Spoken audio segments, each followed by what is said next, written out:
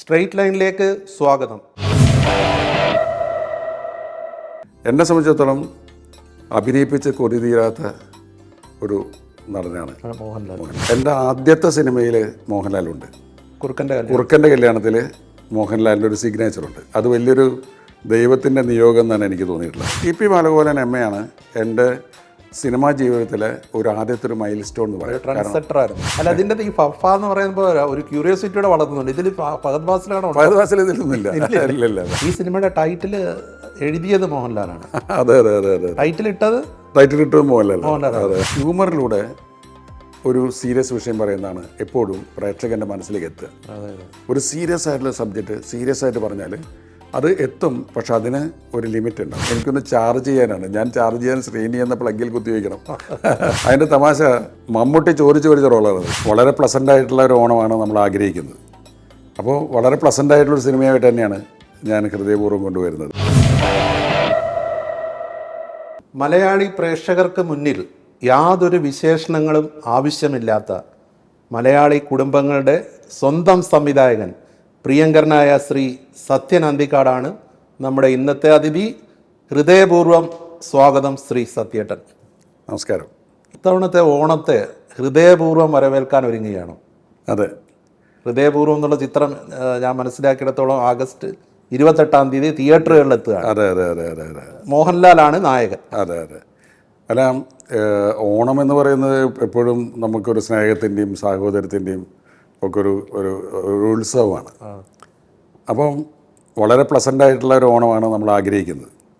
അപ്പോൾ വളരെ പ്ലസൻ്റ് ആയിട്ടുള്ളൊരു സിനിമയായിട്ട് തന്നെയാണ് ഞാൻ ഹൃദയപൂർവ്വം കൊണ്ടുവരുന്നത്. കാരണം തിയേറ്ററിൽ ചെന്നിരുന്ന് ഒരുപാട് ടെൻഷൻ അടിക്കുക, അതല്ലെങ്കിൽ അതിൻ്റെ വലിയ ആങ്സൈറ്റി ഉണ്ടാക്കുക, അങ്ങനെയുള്ള കാര്യങ്ങളൊന്നും ഇല്ലാതെ എൻ്റെ സിനിമയുടെ ഒരു പാറ്റേൺ വെച്ചിട്ട്, പ്രത്യേകിച്ച് അത് മോഹൻലാലും കൂടി വരുമ്പോൾ ആ സിനിമയ്ക്ക് ഉണ്ടാകുന്ന ഒരു ചാരുത, അതിന് തന്നെയാണ് ഫോക്കസ് ചെയ്തിരിക്കുന്നത്. അപ്പോൾ അതുകൊണ്ടാണ് ഈ ഫെസ്റ്റിവൽ സീസണിൽ റിലീസ് ചെയ്യാൻ ഉദ്ദേശിച്ചത്. കാര്യം ഞാൻ ആലോചിക്കുന്നുള്ളത്, ഞാനും എൻ്റെ കുടുംബവും ഒരു സിനിമ കാണാൻ പോയാൽ ആ സിനിമയിൽ നിന്ന് എന്താണ് നമ്മൾ ആഗ്രഹിക്കുന്നത്, അതാണ് ഞാൻ പ്രേക്ഷകർക്ക് മുന്നിലേക്ക് കൊടുക്കുന്നത്. ഹൃദയപൂർവ്വം അങ്ങനെ തന്നെ. ഈ സിനിമ എന്ന് പറയുന്നത് മോഹൻലാലും ഒത്ത് ചെയ്യുന്ന 20ാമത്തെ ചിത്രമാണ്. അതെ. ടി.പി. ബാലഗോപാലനിൽ നിന്ന് ഈ ഹൃദയപൂർവ്വത്തിലെ പ്രധാന കഥാപാത്രമായ മോഹൻലാൽ അവതരിപ്പിക്കുന്ന സന്ദീപ് ബാലകൃഷ്ണനിലേക്ക് എത്തുമ്പോൾ എന്ത് മാറ്റമാണ് ആ നടനിലുണ്ടായത്? വാസ്തവത്തിൽ ടി.പി. ബാലഗോപാലനിൽ നിന്ന് അല്ല, എൻ്റെ ആദ്യത്തെ സിനിമയിൽ മോഹൻലാലുണ്ട്. കുറുക്കൻ്റെ കല്യാണത്തിൽ മോഹൻലാലിൻ്റെ ഒരു സിഗ്നേച്ചറുണ്ട്. അത് വലിയൊരു ദൈവത്തിൻ്റെ നിയോഗം എന്നാണ് എനിക്ക് തോന്നിയിട്ടുള്ളത്. കാരണം പിന്നീട് വലിയൊരു കൂട്ടുകെട്ടായി മാറേണ്ടതുള്ളത് കൊണ്ട് ഞാൻ സംവിധാനം തുടങ്ങുമ്പോൾ അതിൽ തന്നെ പുള്ളിക്ക് മുഖം കാണിക്കേണ്ടതുണ്ട് എന്ന് ആരോ നിശ്ചയിച്ചിരിക്കണം. കാരണം അത് പലർക്കും അറിഞ്ഞൂടാ. സംഭവിച്ചു. അത് കുറുക്കൻ്റെ കല്യാണം എൻ്റെ ആദ്യത്തെ സിനിമയാണ്. അപ്പോൾ ഡോക്ടർ ബാലകൃഷ്ണൻ 1982 ഡോക്ടർ ബാലകൃഷ്ണനാണ് അതിൻ്റെ തിരക്കഥാകൃത്ത്, ഗുരുസ്ഥാനിയൻ. അപ്പോൾ അതിൻ്റെ കഥയൊക്കെ തീരുമാനിച്ച് നമ്മൾ ഷൂട്ടിംഗ് സ്റ്റാർട്ട് ചെയ്തു. സത്യ സ്റ്റുഡിയോയിൽ ഒരു സെറ്റ് കിട്ടിയിട്ടാണ്. സുകുമാരനാണ് നായകൻ. അപ്പോൾ തിരക്കഥ വികസിച്ചു കൊണ്ടിരിക്കുന്നതിനിടയിൽ സുകുമാരൻ്റെ ക്യാരക്ടർ ശിവസുബ്രഹ്മണ്യ ഹരിരാമചന്ദ്രൻ എന്ന് പറയുന്ന ഒരു പാവത്തനാണ്. അപ്പോൾ അയാൾക്ക് മാധവിയോട് അയാളുടെ പ്രണയം പറയാനുള്ള ധൈര്യമില്ല. അപ്പോൾ അതിനൊരു ചെറുപ്പക്കാരൻ ഇയാളെ പ്രേരിപ്പിക്കണം. അതിനൊരു കഥാപാത്രമാണ്. അപ്പോൾ അങ്ങനത്തെ ഒരു ക്യാരക്ടർ ആ സിനിമയിലില്ല. ജഗദീഷ് ശ്രീകുമാറൊക്കെ ഉണ്ടെങ്കിലും ബഹദൂറൊക്കെ ഉണ്ടെങ്കിലും പുറമെ നിന്ന് വരുന്ന ഒരാൾ ഇയാൾക്കൊരു ഒന്ന് പുഷ് ചെയ്യണം. അപ്പോൾ ഞങ്ങൾ ആദ്യം ആലോചിച്ചത് ബഹദൂറിൻ്റെ മകൾ നിത്യ, അവളെ കല്യാണം കഴിക്കാൻ വരുന്നൊരു പയ്യൻ, അവനൊരു ക്യാരക്ടറാക്കി മാറ്റിയാൽ ആ ഒരു സീൻ, ഒറ്റ സീനേ വേണ്ടു, ഒരു സീൻ സുകുമാരനും ആ ക്യാരക്ടറായിട്ടുള്ളൊരു സീൻ ഉണ്ടായാൽ നമുക്കത് ഗുണം ചെയ്യും എന്ന് ചോദിച്ചിട്ട് ആ ക്യാരക്ടർ ചെയ്യാൻ ആരെ കോണ്ടാക്ട് ചെയ്യാൻ നോക്കുമ്പോൾ അന്ന് മഞ്ഞിൽ വിരിഞ്ഞ മുകളിലൂടെ ശ്രദ്ധിക്കപ്പെട്ടു തുടങ്ങിയ യുവ നടനാണ് മോഹൻലാൽ. അപ്പോൾ ഞാൻ ചോദിച്ചു, മോഹൻലാൽ എന്ന് പറയുന്ന ഒരു ആൾക്കാർ ശ്രദ്ധിക്കപ്പെട്ടു തുടങ്ങിയ നടനാണ്, ഒരു സംവിധായകൻ്റെ ആദ്യത്തെ സിനിമയാണ്, അയാൾ വരുമോ എന്ന് നമുക്കറിയില്ല. പക്ഷേ അയാൾ വന്നപ്പോൾ ലീഡ് സീൻ ആദ്യം എടുത്തു. ഏത് ഈ നിത്യയെ കല്യാണം കഴിച്ച് ഈ വീട്ടിലുള്ള കഥാപാത്രമാണെന്ന് തോന്നിപ്പിക്കുന്ന ഒരു കുഞ്ഞ് സീൻ ആദ്യം എടുത്തു. അടുത്ത ഷെഡ്യൂളിലാണ് മെയിൻ സീൻ എടുക്കേണ്ടത്. ആ സമയത്ത് ഡോക്ടർ സ്ക്രിപ്റ്റ് എഴുതി വന്നപ്പോൾ അങ്ങനെ ഒരു സീനിൻ്റെ അത്യാവശ്യമില്ല. അപ്പോൾ അത് കാരണം എടുക്കാൻ വിചാരിച്ച മെയിൻ സീൻ എടുത്തില്ല. അപ്പോൾ മോഹൻലാൽ ഒരു ചെറിയ റോളിൽ കുറുക്കൻ്റെ കല്യാണത്തിൽ വരേണ്ടി വന്നു. അപ്പോൾ അത് ഞാൻ വിചാരിക്കുന്നത് ഒരു നിമിത്തമാണെന്നാണ്. പിന്നീട് ആ രംഗത്ത് വരുന്നുണ്ട്. ഉണ്ട് ആദ്യത്തെ ആ സീക്വൻസിൽ അതിന് പ്രത്യേകിച്ച് ഫോക്കസ് ഒന്നും കൊടുത്തിട്ടില്ല. കാരണം ഒരു ചെറിയ കഥാപാത്രമല്ലേ. മെയിൻ സീൻ എടുക്കാൻ പോകുന്നതല്ലേ ഉള്ളൂ. വലിയൊരു കൂട്ടുകെട്ടിന്റെ തുടക്കം അന്നേ തുടങ്ങി. അതെ. എന്റെ ചോദ്യത്തിലേക്ക് വന്നാൽ ടി പി ബാലഗോപാലനല്ല കുറുക്കന്റെ കല്യാണം തൊട്ട് സന്ദീപ് ബാലകൃഷ്ണനിലേക്ക് വരുമ്പോൾ സന്ദീപ് ബാലകൃഷ്ണൻ ഞാൻ അതിനു മുമ്പ് പുള്ളി ചെയ്ത ഞാൻ മോഹൻലാലിനെ നോട്ട് ചെയ്തത് അപ്പുണ്ണി എന്നുള്ള സിനിമ വീക്കെൻഡ് സ്ക്രിപ്റ്റ്. അപ്പോൾ അപ്പുണ്ണിയുടെ സിനിമയിൽ മേനോൻ മാഷ് എന്നുള്ള ക്യാരക്ടറാണ് ചെയ്യേണ്ടത്. അപ്പുണ്ണി നെടുമുടി വേണമാണ്. അപ്പുണ്ണി നെടുമുടി വേണു, പിന്നെ ഭരഗോപി അയ്യപ്പൻ നായർ. അപ്പോൾ അന്ന് വില്ലനൊക്കെയാണ് കൂടുതൽ മോഹൻലാൽ ചെയ്യുന്നത്. അപ്പോൾ മോഹൻലാൽ വരികയും അതിൽ മേനോൻ മാഷായിട്ട് അഭിനയിക്കും. അപ്പോൾ ഞാൻ മേനോൻ മാഷിൻ്റെ മാനറിസംസ് അയാളുടെ കഥാപാത്രത്തിൻ്റെ ചില ഇത് എങ്ങനെ വേണമെന്നൊക്കെ പറഞ്ഞു കൊടുത്തു. ഞാൻ പറഞ്ഞു മാന്യമായ പെരുമാറ്റം, നല്ല നീറ്റായിട്ട് നടക്കുക. കാര്യം അപ്പുണ്ണിക്ക് ഇല്ലാത്ത ഒരുപാട് ഗുണങ്ങളുള്ള ഒരാളാണ്. ഈ അമ്മു എന്ന് പറയുന്ന മേനയുടെ കഥാപാത്രത്തിന് ആകർഷണം തോന്നണം. അപ്പോൾ ഇയാൾ ഇങ്ങനെയൊക്കെയാണെന്ന് പറഞ്ഞു കൊടുത്തിട്ട് ഞാൻ പിന്നെ അന്ന് അങ്ങനെ ഷൂട്ട് ചെയ്യും. അന്നൊക്കെ ഒരു 15-20 ദിവസം കൊണ്ടൊക്കെ ഒരു പടം തീരും. അപ്പോൾ നമ്മൾ ഇപ്പോഴത്തെ പോലെ വളരെ കീനായിട്ട് വാച്ച് ചെയ്തിട്ടല്ല. ഷൂട്ടിംഗ് വളരെ ഭംഗിയായിട്ട് തീർന്നിട്ട് ഡബ്ബിങ് സമയത്ത് തിയേറ്ററിൽ ഞാൻ ബിഗ് സ്ക്രീനിൽ കാണുമ്പോഴാണ് ഈ മോഹൻലാൽ എന്ന് പറയുന്ന നടൻ്റെ ഒരു ടാലൻറ്റ് ഞാൻ മനസ്സിലാക്കുന്നത്. ഓരോ മൊമെൻറ്റുകളിലും പുള്ളി അഭിനയിച്ചുകൊണ്ടിരിക്കുന്നു. അതുപോലെ അന്ന് വരെ മോഹൻലാൽ അവതരിപ്പിച്ചതിൻ്റെ തികച്ചും വ്യത്യസ്തമായ ഒരു ക്യാരക്ടർ. അപ്പോഴാണ് ലാലിൻ്റെ ടാലൻറ്റ് നമ്മൾ. അതിനുശേഷം ഞാൻ ചെയ്ത എല്ലാ സിനിമകളിലും മോഹൻലാലിനെ വെച്ചുകൊണ്ടാണ്. അത് നമുക്ക് T P Balagopalan mile stone ആയതുകൊണ്ടാണ് രാജേഷ് അത് ചോദിച്ചത്. അതിന് മുമ്പ് പ്രിയപ്പെട്ട പപ്പൻ റഹ്മാനാണ്. റഹ്മാനാണ് പപ്പൻ. പിന്നെ അധ്യായം 1 മുതൽ രേവതിക്കൊരു ബാബുക്കുട്ടി, ഇതിലൊക്കെ പുള്ളിയുണ്ട്. പക്ഷേ ടി പി ബാലഗോപാലൻ എമ്മയാണ് എൻ്റെ സിനിമാ ജീവിതത്തിലെ ആദ്യത്തെ ഒരു മൈൽ സ്റ്റോൺ എന്ന് പറയും. അത് ഞാനും ശ്രീനിവാസനും മോഹൻലാലും വിപിൻ മോഹൻ ക്യാമറമാനും ഒന്നിച്ച ആദ്യത്തെ പടമാണ്. അപ്പം ഞങ്ങൾ നമ്മൾ തന്നെ നമ്മുടെ രീതി എന്താണെന്ന് തിരിച്ചറിയുന്നൊരു സമയം ഉണ്ടാവുമല്ലോ. അത് ബാലഗോപാലനിൽ നിന്നാണ് ഞാൻ മനസ്സിലായത്. എൻ്റെ സിനിമയുടെ റൂട്ട് എന്താണ്. എനിക്ക് തോന്നുന്നത് ആ സിനിമയോടുകൂടി അന്നത്തെ ഒരു യുവത അവരുടെ ഹൃദയത്തിൽ മോഹൻലാലിനെ ഏറ്റെടുക്കുകയായിരുന്നു. പിന്നീട് മോഹൻലാലിനെ ഏറ്റവും കൂടുതൽ ജനപ്രിയനാക്കി മാറ്റിയ ഒന്നിലേറെ സിനിമകൾ നിങ്ങൾ 3 പേരും ചേർന്നുള്ള കൂട്ടുകെട്ടിലൂടെയും വന്നു. അന്നേരം അവിടെ നിന്നൊക്കെ നമ്മൾ ഈ സന്ദീപ് ബാലകൃഷ്ണനിലേക്ക് വരുമ്പോൾ എന്താണ് വ്യത്യസ്തത? അതാണ് അതിൻ്റെ അത്ഭുതം എന്ന് പറഞ്ഞാൽ അന്ന് മോഹൻലാലിൽ നിന്ന് കണ്ട ആ പ്രത്യേകതകളിൽ നിന്ന് ഒരു മാറ്റവും ഇല്ലാത്ത സിൻസിയറായിട്ടുള്ളൊരു അപ്രോച്ച് തന്നെയാണ് ഇപ്പോഴും. എനിക്ക് ശരിക്കും പറഞ്ഞാൽ ടി പി ബാലഗോപാലനും അല്ലെങ്കിൽ സന്മനസ്സുള്ള സമാധാനം ചെയ്യുന്ന സമയത്തുള്ള മോഹൻലാൽ തന്നെയാണ്. കാരണം ലാലിന് പ്രത്യേകിച്ച് അതിൽ അഭിനയം കൂടുതൽ പഠിക്കുകയോ അല്ലെങ്കിൽ അങ്ങനെ ഒന്നും ചെയ്തിട്ടില്ല. പക്ഷേ ഈ ക്യാമറയുടെ മുന്നിൽ ഏറ്റവും നന്നായി ബിഹേവ് ചെയ്യുന്നൊരു ആക്ടറാണ് മോഹൻലാൽ. നമുക്ക് മോഹൻലാൽ അഭിനയിക്കുന്നത് കാണുമ്പോൾ നമുക്ക് തോന്നും ലോകത്തിലെ ഏറ്റവും എളുപ്പമായ ജോലി അഭിനയമാണെന്ന്. ഇത് ആർക്കും ചെയ്യാവുന്നതല്ലേ എന്ന് നമുക്ക് തോന്നിപ്പോവും. അങ്ങനെ ഒരു മാജിക് ഉണ്ട് പുള്ളിക്ക്. അത് പുള്ളി ബോധപൂർവം ചെയ്യുന്നതല്ല. എനിക്ക് തോന്നുന്നത് അഭിനയിക്കുമ്പോൾ അദ്ദേഹത്തിന് ഒരു ദൈവികമായൊരു അത് വരുന്നുണ്ട് ആ ഒരു പരിവേഷത്തിലൂടെ. അല്ലേ? ഞാൻ അടുത്ത കാലത്തൊരു ലേഖനത്തിൽ പുള്ളിയെ പറ്റി അത് എഴുതിയിരുന്നു. ഫാസിലൊരിക്കൽ പറഞ്ഞിരുന്നു, മണിച്ചിത്രത്താഴ് ഷൂട്ട് ചെയ്യുമ്പോൾ ഒരു സീനിൽ ലെങ്തി ഡയലോഗ് പറയണം. ഒന്നുകിൽ നകുലൻ അല്ലെങ്കിൽ കേൾക്കുക, രണ്ടെല്ലാം ഒരാൾ പോയേ പറ്റും എന്നൊക്കെ പറയുന്നത്. അപ്പോൾ ഒരു നെയ്ക്കഡ് ഡേയിൽ ക്യാമറയുടെ പുറകിൽ നിൽക്കുമ്പോൾ ലാല് ഇടയിൽ ഒരുപാട് ഗ്യാപ്പ് ഇടുന്ന പോലെ പുള്ളിക്ക് തോന്നി.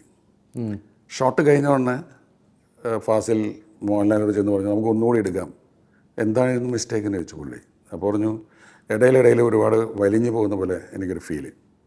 ലാൽ പറഞ്ഞു, എടുക്കാം, എനിക്ക് അറിഞ്ഞൂടാ. പാച്ചിക്ക് ആക്ഷൻ പറഞ്ഞാൽ എനിക്ക് ഓർമ്മയുള്ളൂ, പിന്നെ കട്ട് പറഞ്ഞപ്പോൾ ഞാൻ അതിൽ നിന്ന് മാറിയത്. അതിൻ്റെ ഇടയ്ക്ക് ചിലപ്പോൾ വലിഞ്ഞു പോയിട്ടുണ്ടാവാം. അപ്പോൾ ഫാസിൽ പറഞ്ഞ് വേണ്ടെന്ന് പറഞ്ഞു. കാരണം പാച്ചിക്ക് ആക്ഷൻ പറഞ്ഞാൽ എനിക്ക് ഓർമ്മയുള്ളൂ, പിന്നെ കട്ട് പറഞ്ഞപ്പോഴാണ് ഞാൻ അതിൽ നിന്ന് മാറിയത്. പിന്നെ മോഹൻലാൽ അല്ല ആ കഥാപാത്രം. അതിൽ പറയുന്ന മൂയോളയിൽ ഞാനത് അട്ട് കണ്ടപ്പോൾ ഓരോ മൊമെൻറ്റും പുള്ളി അഭിനയിക്കുകയായിരുന്നു എന്നാണ്. അതാണ് പുള്ളിയുടെ ഒരു വ്യത്യാസം. സംവിധായകൻ എന്നുള്ള നിലയിൽ മോഹൻലാലിലെ നടൻ എന്നും എനിക്ക് തോന്നുന്നു അദ്ദേഹത്തിന് ഒരിക്കലും അഭിനയത്തിനോടുള്ള ഒരു കൊതി അല്ലെങ്കിൽ ആ ഇഷ്ടം അതെന്നും വളരെ അതുപോലെ നിൽക്കുകയാണ്. അതാണ് അത്ഭുതകരമായൊരു സംഗതി. ഏത് ജോലിയും കുറേ കാലം ചെയ്തു കഴിഞ്ഞാൽ അതിൻ്റെ ഒരു അർജ മാറുക എന്നൊക്കെ പറയില്ലേ, നമുക്ക് അതിനോട്ടുള്ള പിന്നെ അതൊരു ജോലിയായി മാറുന്ന വിധത്തിൽ പക്ഷേ മോഹൻലാൽ അങ്ങനെയല്ല. ഇപ്പോൾ ഈ സന്ദീപ് ബാലകൃഷ്ണനായിട്ട് ഹൃദയപൂർവ്വത്തിൽ ചെയ്യുമ്പോഴും ഓരോ സീനിലും ഓരോ ഷോട്ടിലും പുള്ളി കാണിക്കുന്ന കൃത്യതയുണ്ട്. നമ്മൾ പോലും വിട്ടുപോകുന്ന ചില സംഭവങ്ങൾ ആ ഷോർട്ട് സമയത്ത് പുള്ളി ചെയ്യും. നമ്മളൊരു സീൻ പറഞ്ഞു കൊടുക്കുമ്പോൾ ആ സീനിൽ നമുക്ക് ക്യാമറ സ്റ്റാർട്ട് ചെയ്ത് കഴിയുമ്പോൾ കഥാപാത്രം സന്ദീപ് ബാലകൃഷ്ണനായിട്ട് മാറുകയാണ്. ഇത്രയും കൂടുതൽ ക്യാരക്ടേഴ്സ് ചെയ്തിട്ടും മോഹൻലാലിൽ നിന്ന് അതിനൊരു കുറവുണ്ടായിട്ടില്ല. അതായത് എനിക്ക് തോന്നുന്നത് പുള്ളി പണ്ട് പറയാറുള്ളത് ഫുട്ബോൾ കളി പോലെയാണ് അഭിനയം എന്നാണ്, കളിച്ച് പഠിക്കുന്നതാണ്. അങ്ങനെ കളിച്ച് പഠിച്ചായിരിക്കാം. പക്ഷേ എന്നെ സംബന്ധിച്ചിടത്തോളം അഭിനയിപ്പിച്ച് കൊതി തീരാത്ത ഒരു നടനാണ് മോഹൻലാൽ. മോഹൻലാൽ. ഈ സിനിമയുടെ ടൈറ്റിൽ എഴുതിയത് മോഹൻലാലാണ്. അതെ അതെ അതെ അതെ. ടൈറ്റിൽ ഇട്ടത് മോഹൻലാൽ. അതെ, അതൊക്കെ ചെറിയ ഒരു കുസൃതിയാണ്. കാരണം ഞാൻ ഈ പടം പ്ലാൻ ചെയ്തു, ആൻ്റണി പെരുമ്പാവൂരായിട്ട് സംസാരിച്ച് മോഹൻലാലിനെ വെച്ചെടുത്ത് സിനിമ പ്ലാൻ ചെയ്തു. അപ്പോൾ ഞാൻ ലാലിൻ്റെ അടുത്ത് നേരത്തെ മുൻകൂട്ടി കഥ പറയാറില്ല. അത് ലാലിന് എന്നോടുള്ളൊരു വിശ്വാസമാണ്. ഞാനത് ചെയ്തോളൂന്ന് പുള്ളിക്ക് അറിയാം. അപ്പോൾ ഞാനിങ്ങനെ പറഞ്ഞിരുന്നു, അമാനുഷികനൊന്നുമല്ല, സാധാരണക്കാരനായ ഒരാളാണ്, അത് മതി എന്ന് പറഞ്ഞു പുള്ളി.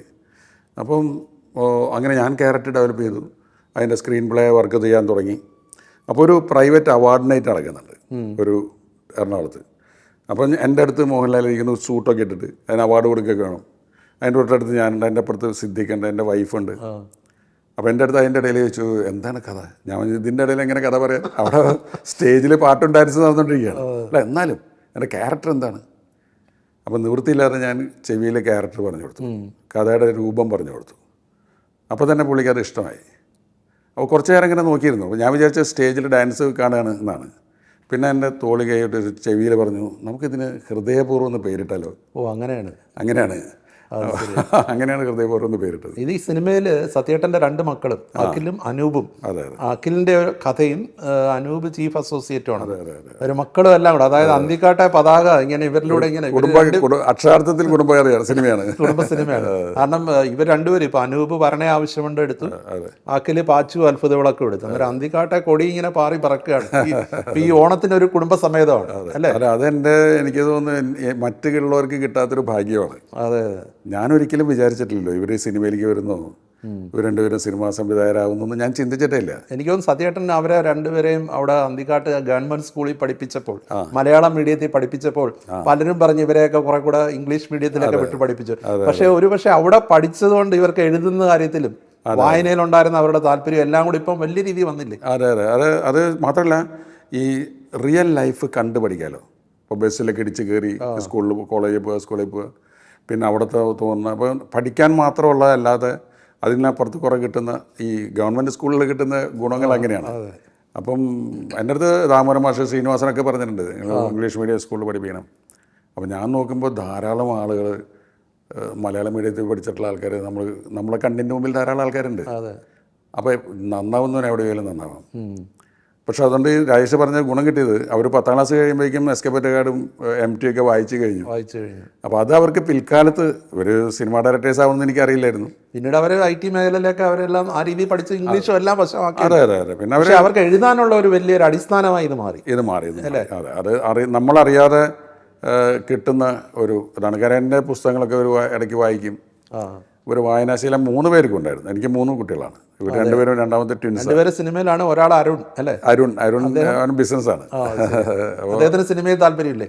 അവന് സിനിമയിൽ തീരെ താല്പര്യമില്ല. അവനാണ് പക്ഷേ ഏറ്റവും നല്ല ഈ സിനിമ പ്രേക്ഷകനും സിനിമയുടെ ക്രിട്ടിക്കും ഏറ്റവും വലിയ ഹ്യൂമറും അവനാണ്. ഇപ്പം ഈ ഹൃദയപൂർവ്വത്തിൻ്റെ ടീസർ ഭയങ്കരമായിട്ട് പേര്. അപ്പോൾ ടീസർ ചെയ്തത് അനൂപാണ്. ഈ ടീസർ ചെയ്തത്. അപ്പോൾ അനൂപ് ടീസർ അയച്ചിട്ട് അതിൻ്റെ അപ്രൂവലിന് എനിക്ക് അയച്ചപ്പോൾ ഞാൻ പറഞ്ഞു, ഇത് കൊടുക്കണോ? കാര്യം ഇതിലിങ്ങനെ മോഹൻലാൽ ഫഫ എന്നതാണ്. അപ്പോൾ ഞാൻ പറഞ്ഞു, നമുക്ക് നീ വേറൊരു ടീച്ചർ കൂടി ട്രൈ ചെയ്യാൻ പറഞ്ഞു ഞാൻ അനൂപിൻ്റെ അടുത്ത്. അപ്പോൾ അരുൺ എൻ്റെ അടുത്തുണ്ടായിരുന്നു. അവനിത് കണ്ടിട്ട് പറഞ്ഞു, അച്ഛാ ഇതല്ലേ ടീച്ചർ, ഇതാണല്ലോ അട്രാക്ഷൻ, ഇതാണ്. അപ്പോൾ അവന് ഹ്യൂമറിന് ഭയങ്കര അരുൺ പറയാണ് മൂത്തോൻ. അപ്പോൾ ഇവൻ അനൂപ് അവനെ ചേട്ടനെ വിളിച്ച് നന്ദി പറഞ്ഞു, നീ പറഞ്ഞില്ലായിരുന്നെങ്കിൽ ചിലപ്പോൾ അച്ഛൻ റിജക്ട് ചെയ്തേനെ. അല്ല, അതിൻ്റെ ഈ ഫഫ എന്ന് പറയുമ്പോൾ ഒരു ക്യൂരിയോസിറ്റിയോടെ വളർത്തുന്നുണ്ട്. ഇതിൽ ഫഹദ് ഫാസിലാണോ? ഫഹദ് ഫാസിൽ ഇതിലൊന്നുമില്ല. അല്ല, പക്ഷേ ആ ഒരു ഇതിപ്പോൾ മോഹൻലാൽ പറയുന്നത് അതിനെക്കാട്ടി വലിയ നടന്മാരും ഉണ്ട് ഉണ്ടായിരുന്നു.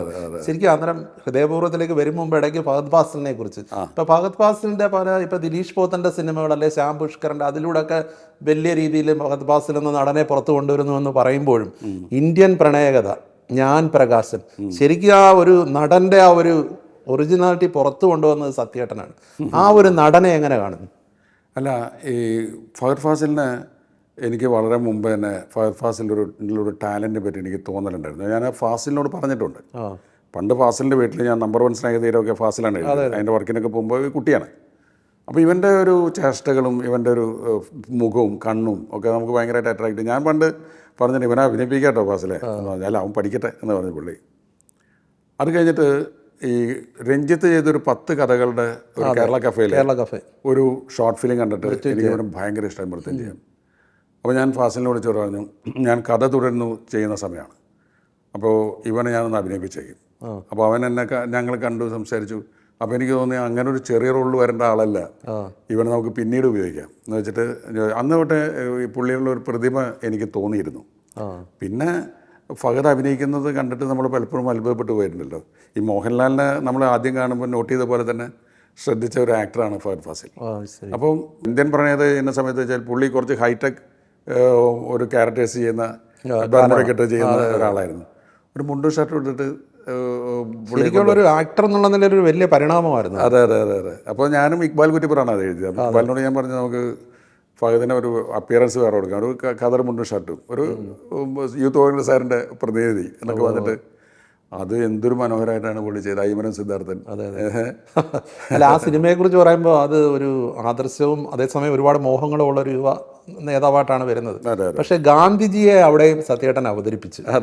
ഇതിനു മുമ്പ് നാടോടിക്കാറ്റ് എന്നുള്ള സിനിമയിൽ ഇവര് പോലീസ് സ്റ്റേഷനിൽ വരുമ്പോൾ ഒരുപാട് ടെൻഷൻ അടിച്ച് ഇങ്ങനെ ഇതിപ്പോ ഇവരെ ഇറക്കി വിടുവോ അല്ല പിടിക്കുമോ എന്നുള്ളത് ഇരുന്നപ്പോ ഫോട്ടോ മതിലേൽ ഇങ്ങനെ ഗാന്ധിജിയുടെ ഫോട്ടോ കാണുമ്പോൾ വളരെ ആശ്വാസം കൊണ്ടൊരു ചിരി ചിരി. ഗാന്ധിജി ആണോ ശരിക്കും ഒരു മോഡൽ? അല്ല, ഗാന്ധിജി ഞാൻ ഏറ്റവും കൂടുതൽ ശ്രദ്ധിക്കുകയും പഠിക്കാൻ ശ്രമിക്കുകയും എന്നെ ഏറ്റവും കൂടുതൽ ആകർഷിക്കുകയും ചെയ്ത ഒരു നേതാവ് എന്ന് പറയാൻ പറ്റില്ല, നമ്മളൊരു ആത്മീയ ഗുരുവാണ്. ഗാന്ധിയെ പറ്റി കൂടുതൽ മനസ്സിലാക്കും തോറും നമുക്ക് ഗാന്ധിസത്തിനോട്, അല്ലെങ്കിൽ നമുക്കൊരിക്കലും ഗാന്ധിയെ പോലെ ആവാൻ സാധിക്കില്ല.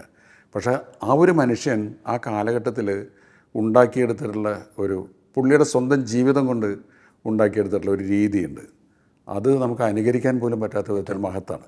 ഒരുപക്ഷെ സിനിമയുടെ ആഡംബരത്തിൽ അഭിരമിക്കാതെ അന്തിക്കാട്ടെ ഗ്രാമത്തിൽ തന്നെ ഇപ്പോഴും താമസിക്കുകയും നല്ല ശീലങ്ങൾ വെച്ച് പുലർത്തുകയും ചെയ്യുന്നതൊക്കെ ഈ ലളിത ജീവിതം നയിക്കുന്നതുമൊക്കെ അതിൻ്റെ ഒരു സ്വാധീനം കൂടെ ആയിരിക്കത്തില്ല ഗാന്ധിജി? അത് അറിയാതെ സംഭവിക്കുന്നു. നമുക്ക് നാളെ തൊട്ട് ലളിത ജീവിതം ആരംഭിക്കാമെന്ന് പറയാൻ പറ്റില്ലല്ലോ. അത് ഞാൻ ഏറ്റവും കൂടുതൽ കംഫർട്ടബിൾ ആയിട്ടുള്ള ജീവിതമാണ് ഞാൻ അനുഭവിച്ചുകൊണ്ടിരിക്കുന്നത്. ഞാൻ അതിൽ ഏറ്റവും കൂടുതൽ ആനന്ദിക്കുന്നുണ്ട്. ഇപ്പോൾ അന്തിക്കാട് ഇപ്പോൾ സിനിമ ഇല്ലാത്ത സമയത്ത് മുഴുവൻ വീട്ടിൽ തന്നെയാണ്, അന്തിക്കാടും പരിസരത്തും ഒക്കെയാണ്. അത് മനഃപൂർവ്വം അങ്ങനെ ഒരു പരിണമിക്കാമെന്ന് വിചാരിച്ചിട്ടില്ല. ഞാൻ ഏറ്റവും കൂടുതൽ കംഫർട്ടബിൾ ആണ് എൻ്റെ ഭാര്യയും ഞാനും എൻ്റെ കുട്ടികളും. കൃഷിയും. അന്തിക്കാട് ഒരു കാർഷിക ഗ്രാമമാണ്. അപ്പം ഞാൻ അന്ന് ഈ മദ്രാസിൽ ഡയറക്ഷൻ പഠിക്കാൻ പോയ സമയത്ത് തന്നെ ഞാൻ ആലോചിച്ചിരുന്നു, ഒരു സ്വന്തം തീരുമാനങ്ങൾക്ക് ഒരു വാല്യൂ വരുന്ന കാലത്ത്, അതായത് ഞാൻ എങ്ങനെ സിനിമ ചെയ്യാം ഇതൊക്കെ എനിക്ക് തീരുമാനിക്കാൻ പറ്റുന്നൊരവസ്ഥയാൽ ഞാൻ നാട്ടിൽ സെറ്റിൽ ചെയ്യാം എന്ന് പണ്ട് തൊട്ടേ വിചാരിച്ചിരുന്നു. അതെ. ഹൃദയപൂർവ്വത്തിൽ മാളവിക മോഹനാണോ നായിക? അതെ അതെ അതെ, മാളവിക. അതുപോലെ സംഗീത് പ്രതാപ്, അതിൻ്റെ പുതിയ തലമുറയിലെ സംഗീതം വെളിപ്പെടുത്താവുന്ന സവിശേഷതകൾ എന്തൊക്കെയാണ്? അല്ല, അത് ശരിക്കും പറഞ്ഞാൽ ഒരു 2 ജനറേഷനാണ്. അപ്പം മോഹൻലാലും ഉണ്ട്, സിദ്ദിഖ് ഉണ്ട്, ലാലു ലസ് ഉണ്ട്, ജനാർദ്ദനുണ്ട്. അതേസമയം തന്നെ പുതിയ തലമുറയിലെ സംഗീത് പ്രതാപും മാളവിക മോഹനും, പിന്നെ കുറേ ഈ ഇൻസ്റ്റാഗ്രാമിലൊക്കെ റീൽസ് ഇടുന്ന പുതിയ പിള്ളേരുണ്ട്, 2-3 പിള്ളേരുണ്ട്. ഈ താഹയുടെ മകൻ, പിന്നെ ദേവരാജൻ, അങ്ങനെയൊക്കെയുള്ള അവരൊക്കെ നമ്മളിതിൽ ഇൻക്ലൂഡ് ചെയ്തിട്ടുണ്ട്. അപ്പോൾ അത് എന്തുകൊണ്ടാണെന്ന് വെച്ചാൽ ഈ സിനിമയുടെ ഒരു സത്യസന്ധത പാലിക്കാൻ നമുക്ക് ഇവരൊക്കെ ഉപയോഗിക്കാം. പിന്നെ മോഹൻലാലിൻ്റെ കൂടെ സംഗീത് പ്രതാപ് വരുമ്പോൾ ഒരു ഡിഫറെൻറ്റ് കോമ്പിനേഷൻ വരികയാണ്. ഇപ്പോൾ പണ്ട് മോഹൻലാലും ജഗതി, അല്ലെങ്കിൽ മോഹൻലാലും ശ്രീനിവാസനും ഒക്കെ ഉണ്ടായിരുന്ന പോലെ ഈ അമൽ ഡേവിസ് എന്നുള്ള ക്യാരക്ടറോട് പ്രേമലുവിലെ ഏറ്റവും കൂടുതൽ ആളുകൾ ആകർഷിച്ച ഒരു നടനാണ് സംഗീത്. അപ്പം സംഗീതും ലാലും കൂടി വരുമ്പോൾ കോമ്പിനേഷൻ ഈ പടത്തിലെ ഹൈലൈറ്റാണ്. കാര്യം സ്വാഭാവികമായ അഭിനയത്തിൻ്റെ ഉസ്താദുകളാണ് രണ്ടാളും. ലാലിൻ്റെ കൂടെ ഒപ്പം നിൽക്കാൻ ഇവന് സാധിക്കുന്നു. അതിന് മോഹൻലാലിനെയാണ് അതിൽ ഏറ്റവും കൂടുതൽ സംഭവിക്കുന്നത്. കാര്യം സംഗീതത്തിന് ആദ്യം ഒരു അകൽച്ച, ദൂരെ ലാൽ സാറിൻ്റെ കൂടെ നിൽക്കുക എന്നുള്ള ഒരു സംഭവം ഉണ്ടായിരുന്നല്ലോ. ആദ്യ ദിവസം തൊട്ട് ലാൽ അതങ്ങോട്ട് ക്ലോസ് ചെയ്ത് മാറ്റിയെടുത്തു. അതായത് മാളവിയോടും സംഗീതനോടും പുള്ളി പറഞ്ഞത് നിങ്ങളുടെ അച്ഛന്മാരെ കൂടെ ഞാൻ വർക്ക് ചെയ്തിട്ടുള്ളതാണ്. മാളവിയുടെ അച്ഛൻ കെ യു മോഹനൻ വളരെ ഫേമസ് ക്യാമറമാനാണ്. സംഗീതിൻ്റെ അച്ഛൻ പ്രതാപൻ ജയനമേഴ്സിൻ്റെ കൂടെ ക്യാമറ യൂണിറ്റിലുണ്ടായിരുന്ന ആളാണ്.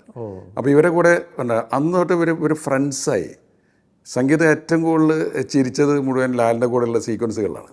അപ്പോൾ ഇവർ ഫ്രീ ആകുമ്പോഴാണ് ഇവരിൽ നിന്ന് കൂടുതൽ ഇത് കിട്ടുന്നത്. ഈ കുടുംബാന്തരീക്ഷം സിനിമയിൽ മാത്രമല്ല ലൊക്കേഷനിൽ പോലും സൃഷ്ടിക്കുന്നത് എങ്ങനെയാണ്? അത് അങ്ങനെ സൃഷ്ടിച്ചു പോകുന്ന കാര്യം, ഞാൻ എപ്പോഴും ഒരു സിനിമ ചെയ്യുന്നു, അതിൻ്റെ ഡയറക്ടർ ക്യാപ്റ്റൻ എന്നൊക്കെ പറഞ്ഞിട്ട് അങ്ങനെ അതിൻ്റെ തൊപ്പിയണിഞ്ഞ് നിൽക്കുന്ന ഒരാളൊരു സിനിമ എന്ന് പറഞ്ഞാൽ എല്ലാവരും കൂടിയാണ് സിനിമ. അത് എൻ്റെ മനസ്സിലുള്ള ഒരു ആശയമാണ് സിനിമയായി മാറുന്നത്. ഞാനാണ് ഒരു ഡയറക്ടർ കാഴ്ചപ്പാടിലാണ്. പക്ഷെ അതിന് ഞാൻ മാത്രം വിചാരിച്ചാൽ പോരല്ലോ, ഓരോരുത്തരുടെ കോൺട്രിബ്യൂഷൻസും ആ സിനിമയിലുണ്ടാവണം. അപ്പോൾ നമ്മുടെ സെറ്റിൽ വന്നു കഴിഞ്ഞാൽ ലൈറ്റ് ബോയ് ആണെങ്കിലും സെറ്റ് ബോയ് ആണെങ്കിലും ആർട്ട് അസിസ്റ്റൻ്റ് ആണെങ്കിലും മേക്കപ്പ് ചെയ്യുന്നവനാണെങ്കിലും എല്ലാവരും എന്നോട് വളരെ ഫ്രീ ആയിട്ട് ഇടപെടാൻ പറ്റും. അവർക്ക് നിർദ്ദേശങ്ങൾ ഞാൻ സ്വീകരിക്കാറുണ്ട്. അങ്ങനെ ഒരു കുടുംബാന്തരീക്ഷം കുടുംബാന്തരീക്ഷം ആയി പോവാം എങ്കിലും അത് നമുക്ക് എൻജോയ് ചെയ്യാൻ പറ്റില്ല. ഇപ്പോൾ രാവിലെ ആയാൽ ഷൂട്ടിങ്ങിന് പോകാൻ നമുക്ക് തിരക്ക് തോന്നാണ്. അതൊരു ജോലിയല്ല. അത് ഒരു ഏറ്റെടുത്ത് കഴിഞ്ഞാൽ അതൊരു ജോലിയല്ലാതെ വന്നു. അതുകൊണ്ടാണ് ഞാൻ ഇന്ന് വരെ അതൊരു വലിപ്പമൊന്നുമല്ല കേട്ടോ, ഒരു സിനിമയുടെ എൻഡിൽ ഫിലിം ബൈ സത്യനന്ദിക്കാണെന്ന് ഞാൻ ഇതുവരെ വെച്ചിട്ടില്ല. കാരണം അതെൻ്റെ മാത്രമല്ല, എല്ലാവരും കൂടി ടീമിൻ്റെയാണ്. പക്ഷെ അത് വെക്കുന്നത് തെറ്റൊന്നുമല്ല. അനൂപും അഖിലൊക്കെ വെക്കാറുണ്ട്, അത് വേറെ കാര്യം. അത് വെക്കുന്നതുകൊണ്ട് ഒരു അപകടമില്ല, അവരുടെ തന്നെയാണല്ലോ. ഞാനത് ചെയ്യാറില്ല എന്ന് മാത്രമേ ഉള്ളൂ. ഇപ്പോൾ കുടുംബം, സ്നേഹം, നർമ്മം, ജയപരാജയങ്ങൾ, അവസാനം ഒരു വിജയം എന്നിങ്ങനെ ഒരു വിമർശനത്തോടെ ചിലർ സത്യേട്ടൻ്റെ സിനിമകളെ കാണാറുണ്ട്. പക്ഷേ ഒരു പ്രേക്ഷകൻ്റെ മനസ്സിൽ പതിയുന്ന രീതിയിൽ ആ ദൃശ്യാവിഷ്കാരം, ഇപ്പം തിരക്കഥകളുണ്ട്, അഭിനേതാക്കളുടെ അഭിനയമുണ്ട്, ആ ദൃശ്യാവിഷ്കാരം ഇത്രയും ഭംഗിയായി നിർവഹിക്കുന്ന സംവിധായകൻ്റെ റോൾ, അതുകൊണ്ടാണല്ലോ ഈ സിനിമ പ്രേക്ഷകർ ഇഷ്ടപ്പെടുന്നതും വൻ വിജയമായി മാറുന്നതും. അതുപോലെ ഈ പ്രേക്ഷകരുടെ മനസ്സിലേക്ക് കയറുന്ന രീതിയിൽ ഇത് ആവിഷ്കരിക്കുന്നു. അത് ലളിതമായി ആവിഷ്കരിക്കുന്നു. ലളിതമായി കാര്യങ്ങൾ പറയുക എന്നുള്ള എളുപ്പമല്ല, ചിരിപ്പിക്കുക എന്നുള്ളത് എളുപ്പമല്ല. എന്താണ് ഈ മാജിക്? അല്ല, പ്രധാനമായിട്ടും ഞാൻ അതിന് പ്രത്യേകിച്ചൊരു എഫർട്ട് എടുക്കുന്നില്ല എന്നുള്ളത്. അപ്പം ഞാൻ ജീവിതത്തിൽ തന്നെ വളരെ ലൈറ്റർ മൂമെൻറ്റുകൾ ആസ്വദിക്കുന്ന ആളാണ്. ഇപ്പോൾ എനിക്ക് തമാശ പറയാനും അങ്ങനത്തെ എൻ്റെ സുഹൃത്തുക്കളൊക്കെ അങ്ങനെ തന്നെയാണ്. അപ്പോൾ നമ്മുടെ ലൈഫിലുണ്ടാകുന്ന ചില മണ്ടത്തരങ്ങളായാലും അല്ലെങ്കിൽ ചില നല്ല കാര്യങ്ങളായാലും സ്വദേശമായ കാര്യങ്ങളായാലും അതൊക്കെ ഞാൻ സിനിമ ചെയ്യുമ്പോൾ കടന്നു വരും. അതുകൊണ്ടാണ് എൻ്റെ നാട്ടിലെ ചില ക്യാരക്ടേഴ്സ്, ഇപ്പോൾ ഒരു ചായപ്പീടിയ സെറ്റ് ഇടണമെങ്കിൽ ഞാൻ അന്തിക്കാരിലൊരു ചായപ്പീടിയ എൻ്റെ മനസ്സിൽ വരും. അതാണ് നമ്മൾ സെറ്റ് ചെയ്യുന്നത്. അപ്പോൾ നമ്മുടെ കണ്ടുപരിചയമുള്ള കാര്യങ്ങളാണ് എൻ്റെ സിനിമയിൽ കൂടുതൽ ഉൾപ്പെടുത്താറുള്ളൂ. പിന്നെ മറ്റതൊക്കെ ഒരാളുടെ വ്യക്തിത്വമാണ്. അതിൽ നമുക്ക് ബോധപൂർവം നമുക്ക് ഒരു കുടുംബാന്തരീക്ഷം സിനിമയിലുണ്ടാക്കാം, അല്ലെങ്കിൽ കുറേ തമാശയിലൂടെ കാര്യം പറയാം എന്നുള്ളത് നമ്മളെ പറ്റി ചിന്തിക്കാറില്ല. പക്ഷേ ഒറ്റ കാര്യം ഞാൻ ശ്രദ്ധിക്കാറുള്ളത്, ഹ്യൂമറിലൂടെ ഒരു സീരിയസ് വിഷയം പറയുന്നതാണ് എപ്പോഴും പ്രേക്ഷകൻ്റെ മനസ്സിലേക്ക് എത്തുക. ഒരു സീരിയസ് ആയിട്ടുള്ള സബ്ജക്റ്റ് സീരിയസ് ആയിട്ട് പറഞ്ഞാൽ അത് എത്തും, പക്ഷെ അതിന് ഒരു ലിമിറ്റ് ഉണ്ടാവും. ഇത് ടോട്ടൽ ഓഡിയൻസിന് അതിൻ്റെ കൂടെ കയറണമെങ്കിൽ അതിന് ഒരു വേദനയുടെ അണ്ടർലൈൻ ഉണ്ടായാൽ തന്നെയും തമാശയുടെ ഒരു പരിവേഷം ഉണ്ടാകുമ്പോൾ ആളുകൾ കൂടുതൽ ആസ്വദിക്കും. സിനിമ തുടങ്ങി വെച്ചാൽ തന്നെ രസിപ്പിക്കാൻ വേണ്ടിയായിരുന്നു. അതെ. അല്ല, ഞാൻ ചെയ്തിട്ടുള്ള പല ഹ്യൂമർ സിനിമകളും വളരെ തീവ്രമായ വിഷയമുള്ളതാണ്. ഇപ്പോൾ തൊഴിലില്ലാത്ത 2 ചെറുപ്പക്കാരുടെ ധർമ്മസങ്കടത്തിൻ്റെ കഥയാണ് നാടോടിക്കാറ്റ്. അവർ സ്ട്രഗിൾ ചെയ്യാണ്, മനസ്സിലായില്ലേ? ആ തൊഴിലില്ലായ്മ തന്നെയാണ് വേറെ രൂപത്തിൽ ഗാന്ധിയാറിൽ സ്വന്തം കാമുകി താമസിക്കുന്ന തലമുറയുടെ ഏറ്റവും വലിയ വിഷയം അതായിരുന്നു. അതെ. സ്വന്തം കാമുകി താമസിക്കുന്ന ഒരു കോളനിയിൽ ഗൂർക്കയായിട്ട് വേഷമിടേണ്ടി വരുന്ന ഒരാളുടെ സങ്കടങ്ങളാണ്. പക്ഷെ അത് ആ രീതിയിൽ പ്രസൻറ്റ് ചെയ്ത് കഴിഞ്ഞാൽ ആളുകൾ ഇത്രയും ആസ്വദിക്കണമെന്നില്ല. അപ്പം അതിനെ ഹ്യൂമറസ് ആയിട്ട് ചെയ്യുന്നു. എനിക്ക് ഏറ്റവും വലിയ ഭാഗ്യം കിട്ടിയ ശ്രീനിവാസനെ പോലെ ഒരാൾ എൻ്റെ കൂടെ കിട്ടി. അതൊരു വലിയ കൂട്ടുകാർ. അതിലേക്ക് വരാം. ഈ ഹൃദയപൂർവ്വത്തിൽ ക്യാമറ വർക്ക് ചെയ്യുന്നവരാണ് അനു മൂത്തടുത്താണ്. ഈ ഹൃദയപൂർവ്വത്തിനുള്ള ഏറ്റവും വലിയൊരു പ്രത്യേകത എന്ന് വെച്ചാൽ, ഞാൻ ഇതുവരെ വർക്ക് ചെയ്തതിൽ നിന്ന് വളരെ വ്യത്യസ്തമായിട്ട് കുറച്ച് യുവാക്കളുടെ ഒരു സംഗമം കൂടിയാണത്.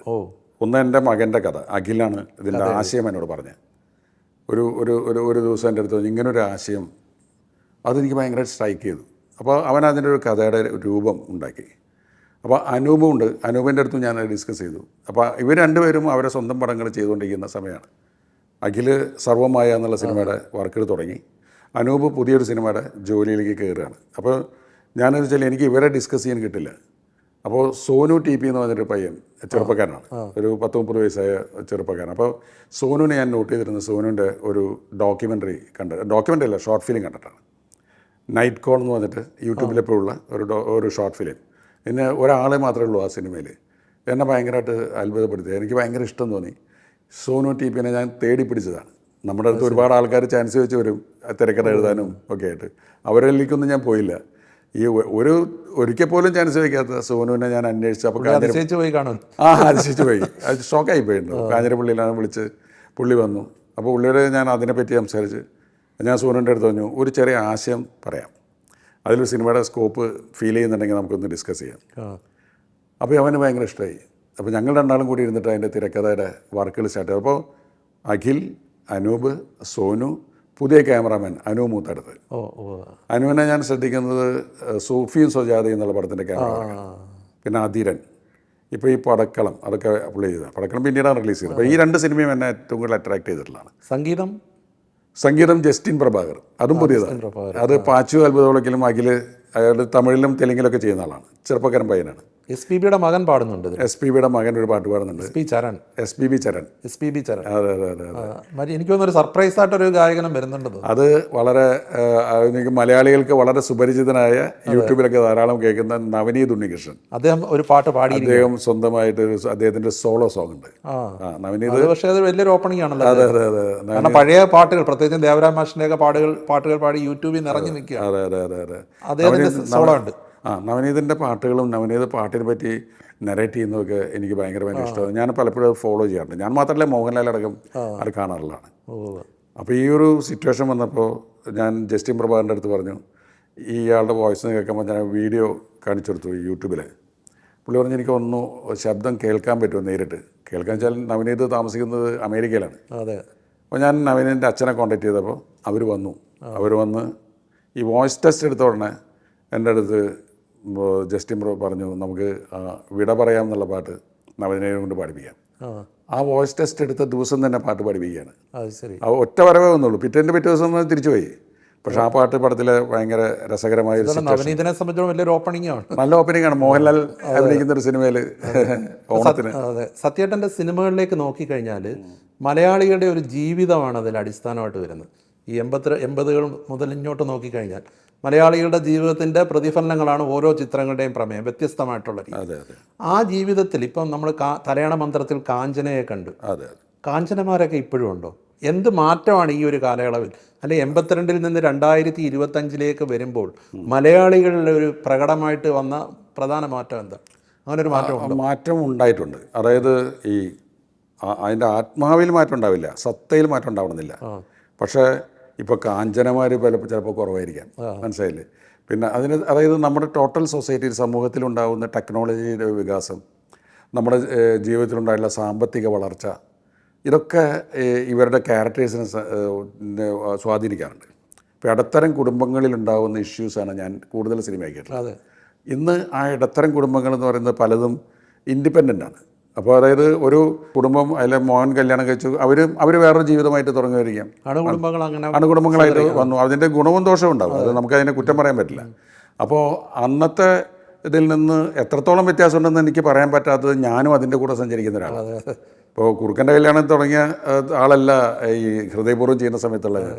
എനിക്ക് ഞാനറിയാതെ ഉണ്ടായിട്ടുള്ള ഒരുപാട് മാറ്റങ്ങളുണ്ടാവും. ഈ കാലഘട്ടങ്ങൾക്ക് അനുസൃതമായി വന്ന മാറ്റങ്ങൾ. അപ്പോൾ എനിക്കത് ഒബ്സർവ് ചെയ്യാൻ പറ്റുന്നത് എന്തുകൊണ്ട് വെച്ചാൽ, ഞാൻ ഈ നാട്ടിൽ തന്നെ ജീവിക്കുന്ന ഒരാളായതുകൊണ്ടും പിന്നെ സിനിമ കഴിയുന്ന സമയത്തും നമ്മളൊരു സിനിമക്കാരനായിട്ട് മാറി നിൽക്കാത്തത് കൊണ്ടുമാണ്. മലയാളികളിൽ കാപട്യം കൂടിയിട്ടുണ്ടോ? കാപട്ടി എന്നുണ്ടല്ലോ, പുതിയ കാര്യമല്ല. ഞാൻ ഈ ക്രിക്കറ്റിലെ ചില കളിക്കാരുമായിട്ട് വെച്ചൊന്ന് താരതമ്യം ചെയ്തു. ഇപ്പോൾ ഞാനൊക്കെ 82-ൽ കുറുക്കൻ്റെ കല്യാണമൊക്കെ കണ്ടപ്പോൾ ആ കാലഘട്ടത്തിൽ ക്രിക്കറ്റിൽ കളിക്കുന്ന ഒരു കളിക്കാരനായിരുന്നു വെങ് സർക്കാർ. വളരെ കൺസിസ്റ്റന്റ് പ്ലെയർ ആയിരുന്നു. അതിന് സത്യേട്ടൻ സിനിമയിൽ ഒരു കൺസിസ്റ്റന്റ് ഡയറക്ടറാണ്. അത് കഴിഞ്ഞ് കുറേ കാലം കഴിഞ്ഞപ്പോൾ രാഹുൽ ദ്രാവിഡ് വന്നു. അദ്ദേഹം ഒരു വാൾ, അല്ലെങ്കിൽ ഇന്ത്യൻ ക്രിക്കറ്റ് ടീമിൻ്റെ ഒരു മതിൽ പോലെ കൺസിസ്റ്റന്റ് ആയിട്ട് ഇരിക്കുന്ന ഒരു ബാറ്റ്സ്മാനാണ്. സത്യേട്ടൻ ആ കാലത്തെ ഇതും ഒരു കൺസിസ്റ്റൻ്റ് ആയിട്ട് പോകുന്നു. പിന്നീട് വിരാട് കോഹ്ലി വന്നു. വിരാട് കോഹ്ലി ആകുമ്പോൾ അദ്ദേഹം ഒരു ടീമിൽ മാത്രം, ഇപ്പോൾ ഇന്ത്യൻ ടീം കഴിഞ്ഞാൽ അയാൾ IPL ഒറ്റ ടീമിലെ കളിച്ചു. സത്യേട്ടൻ ഒരു 3 തലമുറകൾ ഇങ്ങനെ മാറുമ്പോഴും ആ കാലഘട്ടത്തിനനുസരിച്ച് മാറുന്നു. ഈ തലമുറ മാറ്റം എങ്ങനെയാണ് ഉൾക്കൊള്ളുന്നത്? പുതിയ കാലത്തിൻ്റെ ചിന്തയും വികാരങ്ങളും എങ്ങനെ മനസ്സിലാക്കുന്നു? അല്ല, ഒന്ന് ഞാൻ ഇതിൻ്റെ കൂടെ തന്നെ സഞ്ചരിക്കുകയും ഈ പുതിയ ഫിലിം മേക്കേഴ്സിൻ്റെ സിനിമകളൊക്കെ കാണുകയും അതിൽ നല്ല സിനിമകൾ കാണുമ്പോൾ ഞാൻ അവരെ വിളിച്ച്, ഒരു പരിചയമില്ലാത്തെങ്കിൽ പോലും അവരെ അഭിനന്ദിക്കുകയും, ചിലപ്പോൾ അവരുടെ പടങ്ങളെപ്പറ്റി പരിചയമില്ലാത്ത ഫോൺ വിളിച്ച് കിട്ടാത്തവരാണെങ്കിൽ അവരെ പറ്റി ഫേസ്ബുക്കിൽ എഴുതുകയും ഒക്കെ ചെയ്ത് അവരുടെ കൂടെ ഞാൻ സഞ്ചരിക്കുന്നുണ്ട്. അപ്പോൾ എനിക്കും അതിൻ്റെ ഒരു ചെറുപ്പം അറിയാതെ കിട്ടുന്നുണ്ട്. അപ്പോൾ നമുക്കൊരു എന്നെ വിസ്മയിപ്പിക്കുന്നൊരു സിനിമ വന്നാൽ ഞാൻ ഒന്നുകിൽ അതിൻ്റെ ഫിലിം മേക്കറെ അന്വേഷിച്ച് ഫോൺ ചെയ്ത് എൻ്റെ അഭിനന്ദനം അറിയിക്കും. അതല്ലെങ്കിൽ ഞാൻ ചിലപ്പോൾ ഒരു ഫേസ്ബുക്കിൽ ഒരു നോട്ട് ചെയ്യും, ചിലപ്പോൾ അവരെന്നെ കോൺടാക്ട് ചെയ്യും. അതിൻ്റെ കാരണം അത് വലിയൊരു ഇൻസ്പിറേഷനാണ്. ഞാനതിൻ്റെ സുഖം അനുഭവിച്ചിട്ടുണ്ട്. കാര്യം അന്ന് മൊബൈൽ ഫോൺ ഇല്ലാത്ത കാലത്ത്, ലാൻഡ് ഫോൺ മാത്രമുള്ള സമയത്ത് എൻ്റെ നല്ല സിനിമകൾ ഇറങ്ങുമ്പോൾ എന്നെ ഭരതേട്ടൻ വിളിക്കുമായിരുന്നു, ഹരിഹരൻ വിളിക്കുമായിരുന്നു. അപ്പോൾ നമ്മൾ ഒരു സിനിമ റിലീസ് ചെയ്ത സമയത്ത് ഇപ്പോൾ വീണ്ടും ചില കാര്യങ്ങൾ, അല്ലെങ്കിൽ അങ്ങനത്തെ ഒരു സിനിമ റിലീസ് ചെയ്യുന്ന സമയത്ത് ഹരിഹരൻ്റെ കോൾ വരിക, അല്ലെങ്കിൽ ഭരതേട്ടൻ വിളിക്കടാ നന്നായിട്ടുണ്ട് അതിൻ്റെ പടം, ഗംഭീരമായിട്ടുണ്ട് എന്നൊക്കെ പറയുമ്പോൾ നമുക്ക് കിട്ടുന്നൊരു ഊർജ്ജമുണ്ട്. അപ്പോൾ അത് ഞാൻ ചിന്തിക്കാറുണ്ട്. അപ്പോൾ പുതിയ ആക്ടേഴ്സിൻ്റെ പെർഫോമൻസ് കാണുമ്പോൾ അല്ലെങ്കിൽ പുതിയ ഡയറക്ടേഴ്സിൻ്റെ പ്രകടനം കാണുമ്പോൾ എനിക്ക് ഒരു മടിയില്ല അവരെ വിളിച്ചിട്ട് സംസാരിക്കാനും അഭിനന്ദിക്കാനും. ഞാനത് മനസ്സുകൊണ്ട് തന്നെയാണ് പറയുന്നത്. ഇപ്പോൾ കിഷ്കിന്താകാണ്ട് പടം വന്നു, ഞാൻ ആ വിജയരാമൻ്റെ നിന്ന് നമ്പർ വാങ്ങിച്ചിട്ട് അതിൻ്റെ ഡയറക്ടറെ വിളിച്ചിട്ട് അതെ ഞാൻ അയാളെ വിളിച്ച് അഭിനന്ദിച്ചു. ഇപ്പോൾ ഈ അടുത്ത കാലത്ത് റോന്ത് എന്നുള്ള സിനിമയിൽ ദിലീഷ് ബോധൻ്റെ പെർഫോമൻസ് കണ്ടു, അന്തപ്പെട്ടു പോയി. ഞാൻ ദിലീഷിനെ വിളിച്ച് ദിലീഷിന് മെസ്സേജ് അയച്ചപ്പോൾ ദിലീഷ് എന്നെ തിരിച്ചു വിളിച്ചു. അപ്പോൾ ഞാൻ ഈ പുതിയ തലമുറയിലെ എല്ലാ കലാകാരന്മാരോടും കൂടെ മിങ്കിൾ ചെയ്യുന്ന ഒരാളാണ്. കാരണം എൻ്റെ വീട്ടിൽ തന്നെ 2 പേര് ചെറുപ്പക്കാരും ഉണ്ട്. അതെ. അപ്പോൾ എന്നെ സംബന്ധിച്ചിടത്തോളം ഞാനൊരു പഴയ നിന്നിട്ട് പുതിയ തലമുറയെ നോക്കിക്കാണുകയല്ല ചെയ്യുന്നത്, അവരോടൊപ്പം സഞ്ചരിക്കുന്ന അപ്ഡേറ്റ് ചെയ്യണം. അപ്പോൾ അതുകൊണ്ട് സ്വാഭാവികമായിട്ടും സംഭവിക്കുന്നതായിരിക്കാം. ഇപ്പം ഞാൻ പറഞ്ഞില്ലേ, കുറുക്കൻ്റെ കല്യാണോ അല്ലെങ്കിൽ കിന്നാരോ ചെയ്തിരുന്ന പോലെ ആയിരിക്കില്ല ഞാനിപ്പോൾ സ്ക്രിപ്റ്റ് വർക്ക് ചെയ്യുന്നത്. ഇപ്പോഴത്തെ ഓഡിയൻസ് ഞാൻ പറഞ്ഞു, ഈ 3 കാലഘട്ടത്തെ ക്രിക്കറ്റ് താരങ്ങളുടെ ഒരുപോലെ താരതമ്യപ്പെടുത്തിയ അതാണ്. ആ ഒരു കാലത്തിനനുസരിച്ച് കൺസിസ്റ്റന്റ് ആയിട്ട് നിൽക്കും. ഇപ്പൊ മറ്റൊരു കാര്യം, ഇപ്പൊ 82-ലാണ് കുറുക്കൻ്റെ കല്യാണം വന്നതെങ്കിലും 70-കളുടെ പകുതിയോടുകൂടി ഈ ഡോക്ടർ ബാലകൃഷ്ണൻ്റെയൊക്കെ ഒപ്പം പ്രവർത്തിച്ചു തുടങ്ങി. ആ ഒരു 70-കളുടെ ഒടുക്കത്തിലായിരുന്നു ഭരതേട്ടൻ അല്ലെങ്കിൽ പത്മരാജൻ, മോഹൻ, ഇവരൊക്കെ വന്ന് സത്യേട്ടൻ 82 ഡയറക്ടറായിട്ടുണ്ട്. അന്ന് ഒരു മലയാള സിനിമയുടെ ഒരു സുവർണ്ണ കാലഘട്ടം എന്ന് പറയുന്ന ഒരു കാലഘട്ടം. ഇവരുടെയൊക്കെ സിനിമ കാണുമ്പോൾ എന്താ തോന്നിയത്? പക്ഷേ സത്യേട്ടൻ സ്വന്തം ട്രാക്കിലൂടെ അല്ലെങ്കിൽ ഒരു വ്യക്തിമുദ്ര പതിപ്പിച്ച് ആ വഴിക്ക് പോവുകയും ചെയ്തു. ഇവരുടെ സിനിമ ഏതെങ്കിലും രീതിയിൽ എന്താ ഇനിയുള്ള കാലത്ത് നമ്മുടെ ചിന്ത മാറ്റി അല്ലെങ്കിൽ അങ്ങനെ ഒരു ഉത്കണ്ഠ അങ്ങനെ എന്തെങ്കിലും അന്ന് ആ കാലത്ത് ഉണ്ടായിട്ടുണ്ടോ? അല്ല, ഈ ഇപ്പം ഭരതേട്ടൻ്റെയും അല്ലെങ്കിൽ KG ജോർജിൻ്റെയും അല്ലെങ്കിൽ മോഹൻ്റെയും ഒക്കെ പത്മരാജൻ്റെ ഒക്കെ കഥകളും സിനിമകളും നമ്മളെ ഏറ്റവും കൂടുതൽ ഇൻസ്പയർ ചെയ്യുന്നതാണ്. അത് അവർ മഹാന്മാരായ കലാകാരന്മാരാണ്. അവരുടെ സിനിമകളും അല്ലെങ്കിൽ അവരുടെ ചിന്തകളോ കണ്ട് നമ്മൾ അത്ഭുതപ്പെട്ട് നിൽക്കുക എന്നല്ലാതെ എനിക്ക് അറിയാവുന്ന ചില മേഖലകളിലൂടെ മാത്രമേ ഞാൻ സഞ്ചരിക്കാറുള്ളൂ. ഇപ്പോൾ കുഞ്ഞുണ്ണി മാഷ് ഒരിക്കൽ എഴുതിയിട്ടുണ്ടല്ലോ, ആന പോകുന്ന പൂമരത്തിൻ്റെ ചോടെ പോകുന്ന ആരടോ, ആരനുമല്ല കൂരനുമല്ല കുഞ്ഞുണ്ണി മാഷും കുട്ടികളും. വലിയ വലിയ മരങ്ങൾ വള്ളത്തോളും കുമാരനാശാനും ഒക്കെ അങ്ങനെ നിൽക്കുന്നുണ്ട്. പക്ഷേ കുഞ്ഞുണ്ണി മാഷിൻ്റെ ഒരു ലൈനെ കൂടെ കടന്നു പോവുകയാണ്. അല്ല, പക്ഷെ ഇവരൊക്കെ ഉള്ള കാലത്തും KG ജോർജും ഒക്കെ ഉള്ള കാലത്തും സത്യേട്ടൻ്റെ ഒരു പാത അതുപോലെ ഇങ്ങനെ സുഗമമായിട്ട് ഒരു നദി പോലെ ഒഴുകുന്നുണ്ട്. അത് നമ്മൾ അറിയാതെ വന്ന് ചേരുന്നതാണ്. ഞാനൊരു 3 or 4 അല്ലെങ്കിൽ അതിനേക്കാൾ കുറച്ച് കൂടുതൽ പടങ്ങൾ ചെയ്ത് കഴിഞ്ഞിട്ടാണ് എൻ്റെ റൂട്ട് ഇതാണെന്ന് ഞാൻ തന്നെ തിരിച്ചറിയുന്നത്. കാര്യം ഒരു സീൻ കൺസീവ് ചെയ്യുമ്പോൾ എനിക്ക് ഇഷ്ടപ്പെട്ടത് ഇതാണ് എന്ന് നമ്മൾ തിരിച്ചറിയണം. അതിന് പറ്റുന്ന റൈറ്റേഴ്സും കൂടി വരുമ്പോൾ അതിന് കുറേ കൂടി ഭംഗി ഉണ്ടാകുന്നു. ഇപ്പോൾ ശ്രീനിവാസനോ അല്ലെങ്കിൽ ലോഹിദാസോ രഘുനാഥ് പലേരിയോ ഒക്കെ ഉണ്ടാകുമ്പോൾ ഞാനൊരു എപ്പോഴും റൈറ്റേഴ്സിനെ കൂടുതൽ ഡിപ്പെൻഡ് ചെയ്യുന്ന ഒരു ഡയറക്ടറാണ്. നല്ല സിനിമകൾ എഴുതിയിട്ടുണ്ടെങ്കിൽ അതെ. അപ്പോൾ അവരുടെ കോൺട്രിബ്യൂഷൻസ് നമുക്ക്, ഞാൻ പലപ്പോഴും പറയാറുണ്ട്, ശ്രീനിവാസൻ എന്ന ഒരു സുഹൃത്തില്ലെങ്കിൽ, ശ്രീനിവാസൻ എന്ന ഒരു എഴുത്തുകാരനില്ലെങ്കിൽ എനിക്ക് ഇത്രയും വലിയ കൂടുതൽ നല്ല സിനിമകൾ ചെയ്യാൻ, ഇത്രയും ഹിറ്റ് സിനിമകൾ ചെയ്യാൻ സാധിക്കില്ല. കാര്യം അത് ആ ചെയ്ത സിനിമകളുടെ മാത്രമല്ല, അതിൽ നിന്ന് പഠിക്കുന്ന പാഠങ്ങൾ ഞാൻ സ്ക്രിപ്റ്റ് എഴുതുമ്പോഴും ഞാൻ വേറെ സ്ക്രിപ്റ്റുകൾ വർക്ക് ചെയ്യുമ്പോഴും എന്നെ സ്വാധീനിക്കാറുണ്ട്, സഹായിച്ചിട്ടുണ്ട്. രഘുനാഥ് പലേരി ആണെങ്കിലും ലോഹിതദാസ് ആണെങ്കിലും സ്ക്രിപ്റ്റ് എഴുതി തന്നിട്ടുണ്ട്. അതെ. ശ്രീനിവാസനാണ് ഒരു കൂട്ടുകെട്ട് എന്നുള്ള നിലയിൽ വൻ വിജയമായി മാറി. പക്ഷെ ഇതേ ശ്രീനിവാസൻ തന്നെ പ്രിയദർശന് വേണ്ടിയും കമലിന് വേണ്ടിയും ഒരുപാട് തിരക്കഥകൾ എഴുതുന്നു. പക്ഷെ അവർക്കൊക്കെ എഴുതുമ്പോൾ ഇല്ലാത്ത ഒരു പണത്തൂക്കം കൂടുതൽ, അല്ലെ ഒരു അല്പം മുഹബത്തൂടെ ഇട്ട് സത്യേട്ടൻ്റെ സിനിമകൾക്ക് ശ്രീനിവാസൻ സംഭാവന ചെയ്തിട്ടില്ലേ? അത് ഞങ്ങൾ രണ്ടുപേരും ഓൾമോസ്റ്റ് ഒരേ വിധത്തിൽ ചിന്തിക്കുന്നവരാണ്.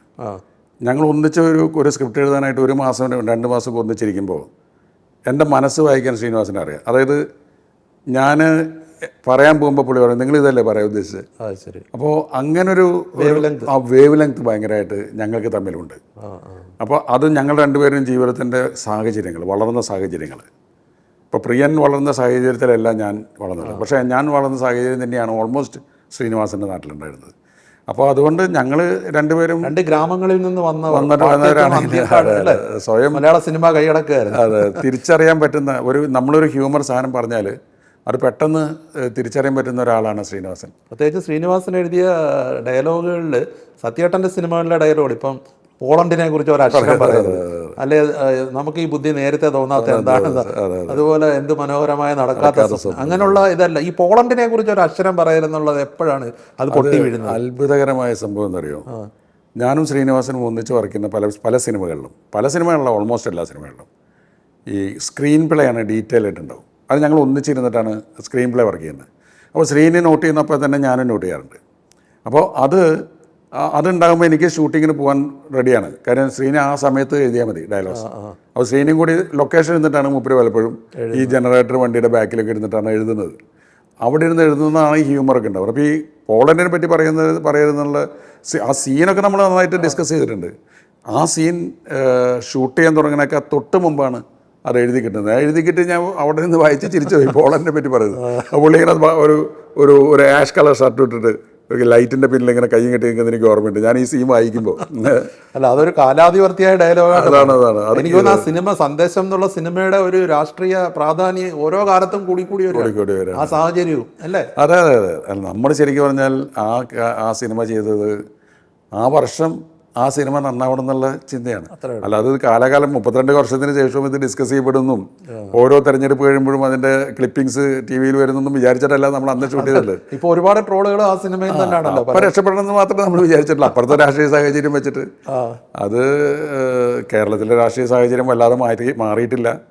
അന്ന് പറഞ്ഞ പോലെ തന്നെ കാര്യങ്ങൾ പിന്നെയും സംഭവിച്ചുകൊണ്ടിരിക്കുന്നു. അതൊക്കെ ശ്രീനിവാസൻ്റെ ഒരു ഒബ്സർവേഷൻ ഭയങ്കരമാണ്. ശ്രീനിവാസൻ്റെ ഒരു ഒബ്സർവേഷൻ ഞങ്ങൾ രണ്ടാളും രാഷ്ട്രീയം ഒബ്സർവ് ചെയ്യുന്ന ആളുകളാണ്. ഒന്ന് പാഠ്യത്തിൻ്റെ ഒരു പാരമ്പര്യം ശ്രീനിവാസനും അന്തിക്കാടിൻ്റെ ഒരു പാരമ്പര്യം എനിക്കുള്ളതുകൊണ്ട് നമ്മൾ സ്ഥിരം കമ്മ്യൂണിസ്റ്റുമായി ബന്ധപ്പെട്ട പത്രം വായിക്കുന്ന ആൾക്കാരാണ്. ഇക്കാര്യം പത്രവായന ഉണ്ടാകുമ്പോഴാണ് നമുക്ക് ഇതിലേക്കൊക്കെ. അപ്പോൾ നമ്മളെല്ലാ പത്രങ്ങളും വായിച്ചിട്ട് നമ്മൾ മനസ്സിലേക്ക് എടുക്കുന്ന ചെറിയ സംഗതികളുണ്ടല്ലോ. അപ്പോൾ അത് നമ്മളെ സംബന്ധിച്ചിടത്തോളം ഏറ്റവും ഹ്യൂമർ പൊളിറ്റിക്സിലാണ്. പുറമെ നിന്ന് നോക്കുമ്പോൾ അവർ വളരെ സീരിയസ് ആണ്. പക്ഷെ പുറമെ നിന്ന് നോക്കുമ്പോൾ ഏറ്റവും ഹ്യൂമറസ് ആയിട്ടുള്ള കമൻറ്റുകളും സാധനങ്ങളും ഒക്കെ പറയുന്നതൊക്കെ നമ്മൾക്കത് ഉള്ളിൽ ചിരി വരുന്നതാണ്. അപ്പോൾ അത് സിനിമയാക്കിയപ്പോൾ നമ്മൾ അതിൻ്റെ സറ്റയർ സാധനങ്ങൾ മുഴുവൻ യൂസ് ചെയ്തതാണ്. ശ്രീനിവാസനുമായിട്ടൊരു ഞാൻ പ്രകാശിലേക്ക് വരുന്നതിനിടയ്ക്ക് ഒരു 16 വർഷത്തെ ഗ്യാപ്പ് ഉണ്ടായിരുന്നു. അത് അദ്ദേഹത്തിന് പിൽക്കാലത്ത് അസുഖം ഉണ്ടായ ഒരു കാര്യമായിരുന്നു. അതോ അങ്ങനെ ഒരു നീണ്ട ഇടവേള വന്നതെന്താ? അത് ഞങ്ങൾ രണ്ടുപേരും ഒന്നിച്ചെടുത്ത തീരുമാനമാണ്. ശ്രീനിവാസൻ അത് നിഷേധിക്കാറുണ്ട്. ശ്രീനിവാസൻ പറയാറുള്ളത് ഇയാൾക്ക് ലോഹിദാസിനെയും പലരെയും കിട്ടിയപ്പോൾ എന്നെ വിട്ടു പോയെന്നാണ് ശ്രീനി പറയുന്നത്. അത് തമാശയ്ക്ക് പറയുന്നതാണ്. ഞങ്ങൾ ഒന്നിച്ചിരുന്ന് കുറേ പടങ്ങൾ ചെയ്തപ്പോൾ ഒരിക്കൽ ശ്രീനി പറഞ്ഞു, നമ്മൾ ഒരേപോലെ തന്നെ ചിന്തിക്കുന്നു, ഒരേപോലെ തന്നെയുള്ള സിനിമകൾ വരുന്നു. അപ്പോൾ നമുക്കൊന്ന് മാറിയിട്ട് ഒരു 1-2 കൊല്ലങ്ങൾക്ക് ശേഷം വീണ്ടും ഇരിക്കാമെന്ന് വിചാരിച്ചത് 16 കൊല്ലമായി മാറി. അത്രയേ ഉള്ളൂ. കാര്യം അപ്പോഴേക്കും എനിക്ക് ലോഹിദാസിൻ്റെ കൂടെ ഉണ്ടായിരുന്നു, ഇപ്പോൾ രഘുനാഥ് പലേരി ഉണ്ടായിരുന്നു, രഞ്ജൻ പ്രമോദ് ഉണ്ടായിരുന്നു. ഇവരൊക്കെ നല്ല നല്ല കഥകളും തിരക്കഥകളും എനിക്ക് ചെയ്യാൻ സാധിച്ചു. ശ്രീനിയും വേറെ ഉദയനാണ് താരം പോലത്തെ പടങ്ങളൊക്കെ ശ്രീനി ചെയ്യാൻ സാധിച്ചു. അങ്ങനെ ഒരു ഗ്യാപ്പിന് ശേഷം വീണ്ടും ഞാൻ പ്രകാശൻ വന്നപ്പോൾ ഒന്നിച്ച് ചെയ്യാം. പിന്നെ ശ്രീനിയുടെ കൂടെ ചെയ്യുമ്പോൾ ഉണ്ടാകുന്ന ഒരു ഗുണമെന്ന് വെച്ചാൽ ഞാനൊന്നുകൂടി ഫ്രഷ് ആകും എപ്പോഴും. അതുകൊണ്ടാണ് ഞാൻ ഇപ്പോഴും ശ്രീനിവാസനായിട്ട് കോൺടാക്ട് ചെയ്യാനിരിക്കുന്നത്. എനിക്കൊന്ന് ചാർജ് ചെയ്യാനാണ്. ഞാൻ ചാർജ് ചെയ്യാൻ ശ്രീനി എന്ന പ്ലഗിൽ കുത്തിവയ്ക്കണം. സത്യനന്ദകാട് ശ്രീനിവാസൻ മോഹൻലാൽ എന്ന് പിന്നീട് പക്ഷേ അതിനൊരു അവസരം ഉണ്ടായില്ല അല്ലേ? അത് അവസരം ഉണ്ടായിക്കൂടാന്നൊന്നുമില്ല. കാരണം നമ്മൾ പ്രെഡിക്റ്റ് ചെയ്യുന്ന പോലെയല്ലോ ജീവിതം. ശ്രീനി ഇപ്പോൾ ആരോഗ്യത്തിലേക്ക് തിരിച്ചു വന്നുകൊണ്ടിരിക്കുകയാണ്. അപ്പോൾ അതിനത് പിന്നെ ശ്രീനി ഇപ്പം ഞാൻ ഒരു 1-2 ആഴ്ച കൂടുമ്പോൾ ശ്രീനിവാസനെ പോയി കാണാറുണ്ട്. അപ്പോൾ അതായത് സംസാരിക്കുമ്പോഴുള്ള ഒരു ചെറിയ ആരോഗ്യ പ്രശ്നം മാത്രമേ ഉള്ളൂ. പിന്നെ സ്വാഭാവികമായിട്ടും ഹെൽത്തിൻ്റെ ഇഷ്യൂസ് ഉണ്ട്. പക്ഷേ പഴയതിനേക്കാളും ബ്രൈറ്റാണ് ബുദ്ധിയും ഓർമ്മയും ഹ്യൂമറും. അപ്പം എൻ്റെ വീട്ടിലേക്ക് കഴിഞ്ഞ കുറച്ച് നാൾ മുമ്പ് എൻ്റെ വീട്ടിലേക്ക് പുള്ളിയും ഭാര്യയും കൂടി ആ വഴിക്ക് പോകുന്ന സമയത്ത് അവിടെ കയറി. അപ്പോൾ അവിടുത്തെ കുറച്ച് നാട്ടുകാർ കാണാൻ വന്നു. ശ്രീനേട്ട എങ്ങനെയുണ്ട് അസുഖമൊക്കെ വളരെ നന്നായി പോകുന്നു. അത് സ്പോണ്ടേനിയസ് ആണ്. അപ്പോൾ ഇത്തരം കമൻറ്റുകൾ പുള്ളിയുടെ കയ്യിൽ നിന്ന് ഇപ്പോഴും വരുന്നുണ്ട്. കൈമോശം വന്നിട്ടില്ല. ഇനി ഒരെണ്ണം പ്രതീക്ഷിക്കാം. അതെ, നമുക്ക് ആഗ്രഹമുണ്ട്. ഞാൻ ഈ ഹൃദയപൂർവ്വം ഷൂട്ട് ചെയ്യുമ്പോൾ മുളന്തുരുത്തിൽ ഒരു ഷൂട്ട് ചെയ്യുമ്പോൾ ഒരു ദിവസം ലൊക്കേഷനിൽ വന്നു. അപ്പോൾ ലാലും ഞാനും ഒരു വല്ലാത്ത വൈകാരികമായൊരു മൊമെൻ്റായിരുന്നു. കാര്യം ലാല് ഞങ്ങൾ രണ്ടാളും കൂടി ചേർത്തിങ്ങോട്ട് പിടിച്ചു.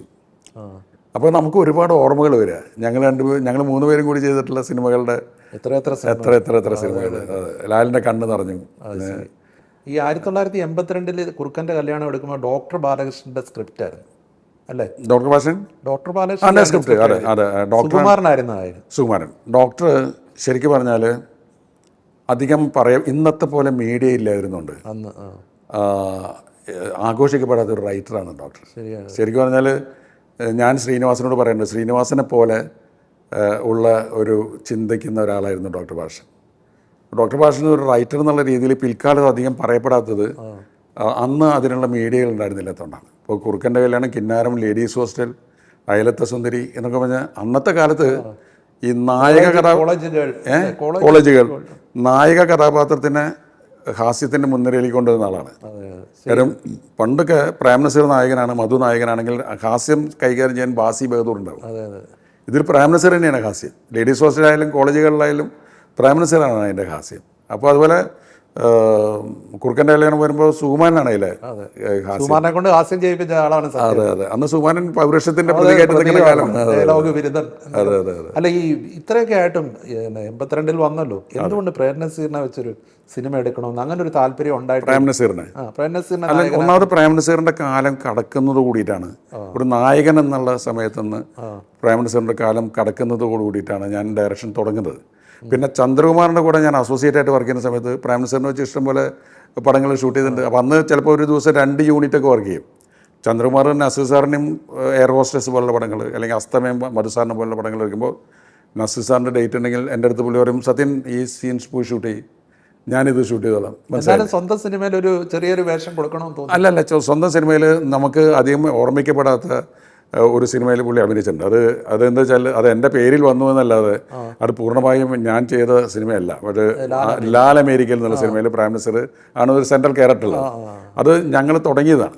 ആ സിനിമ സ്റ്റാർട്ട് ചെയ്തിട്ട് എനിക്കത് വേണ്ട വിധത്തിൽ പിക്ചറൈസ് ചെയ്യാൻ സാധിച്ചില്ല. അതിൽ കുറച്ച് സാങ്കേതികമായ പ്രശ്നങ്ങളൊക്കെ ഉണ്ടായിരുന്നു. അത് അമേരിക്കയിൽ നിന്ന് വന്നിട്ട് മുഴുവൻ പൂർത്തിയാകാതെ വന്നു. പിന്നെ എൻ്റെ സിനിമകളുടെ പല സിനിമകളുടെ ഇടയിൽ ചില സീൻസ് പോയി ഷൂട്ട് ചെയ്യും, മനസ്സിലായില്ലേ? അങ്ങനെ ചിലപ്പോൾ എൻ്റെ അസിസ്റ്റൻ്റ് പോയി ഷൂട്ട് ചെയ്യും.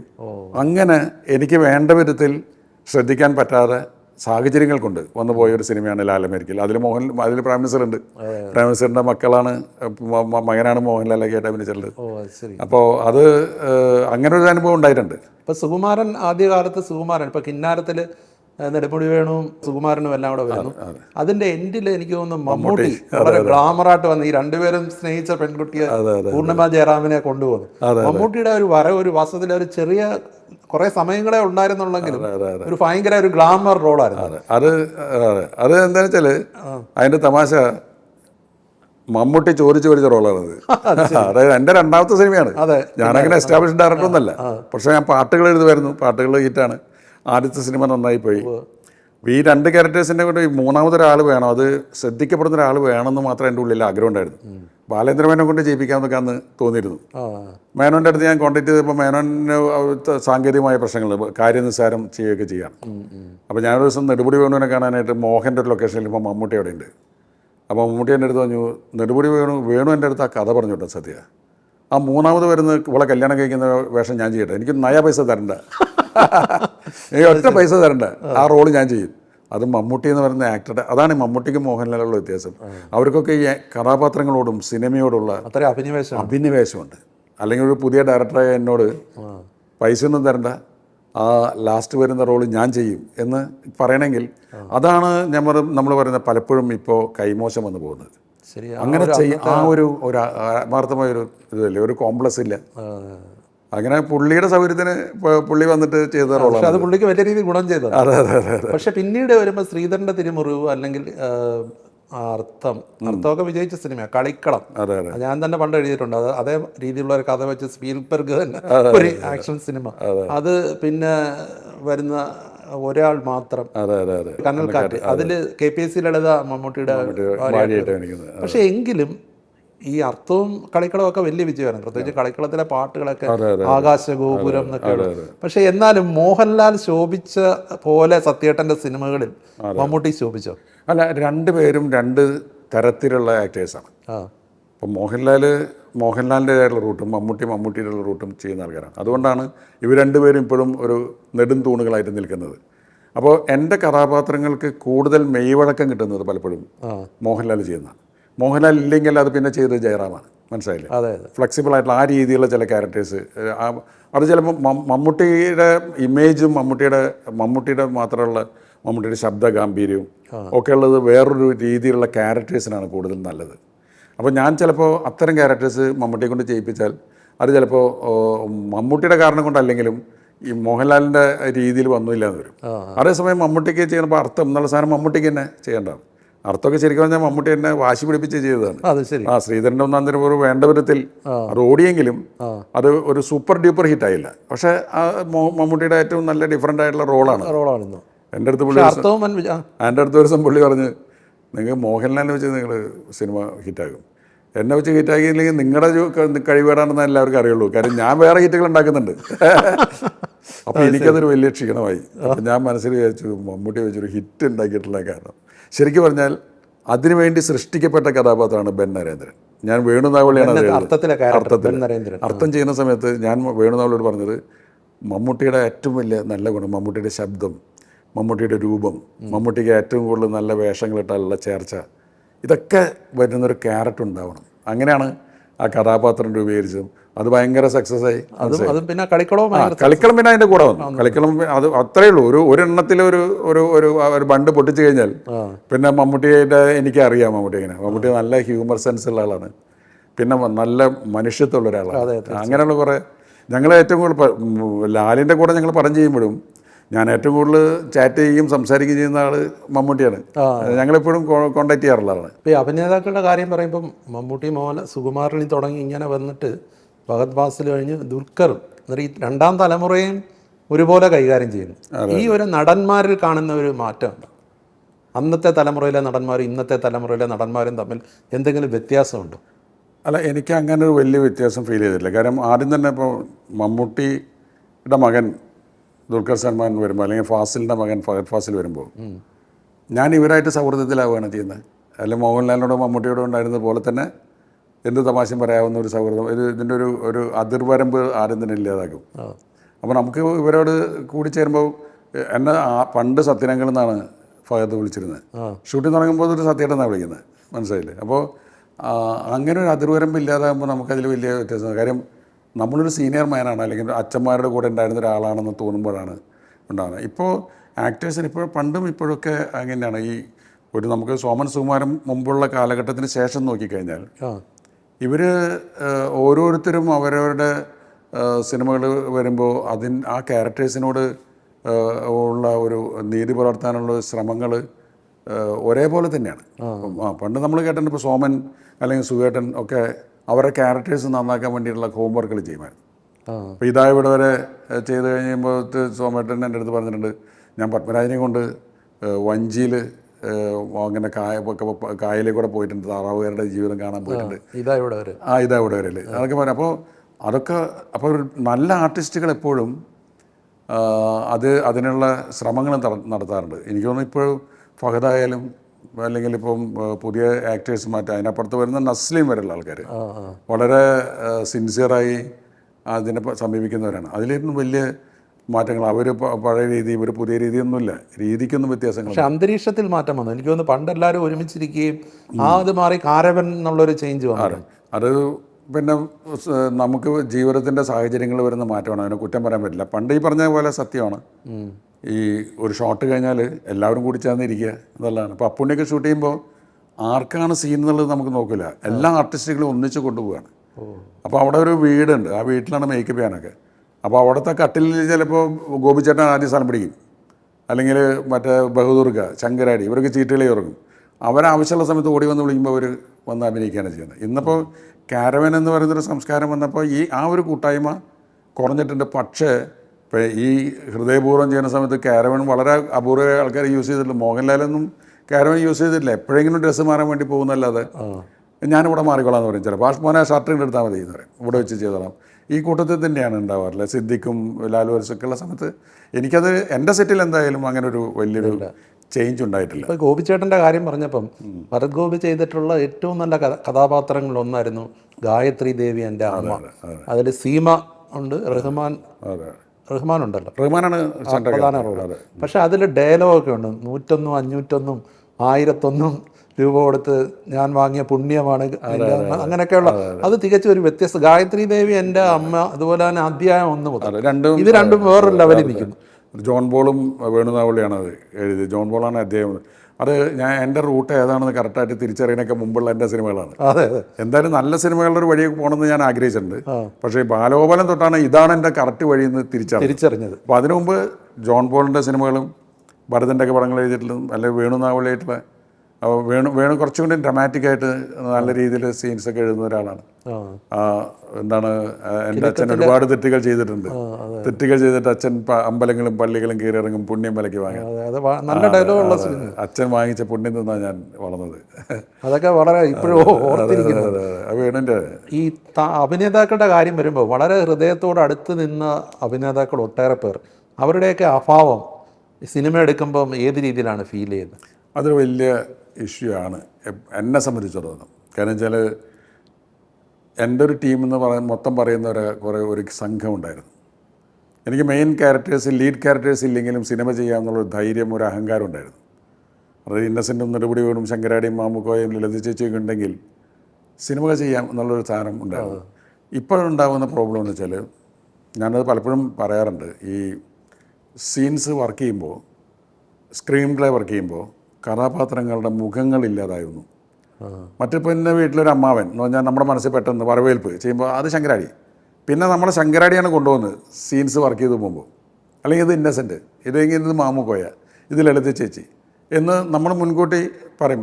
സാധാരണ ഫിലിം മേക്കിങ്ങിന് റിയലായിട്ട് അങ്ങനെയല്ല എന്ന് പറയും. പക്ഷേ ഞാൻ ചെയ്യാറുള്ളത്, നമ്മളിങ്ങനെ ചിന്തിക്കുന്ന സമയത്ത് ഈ ആർട്ടിസ്റ്റ് അപ്പോൾ ഇവർക്ക് മുഖങ്ങളായി.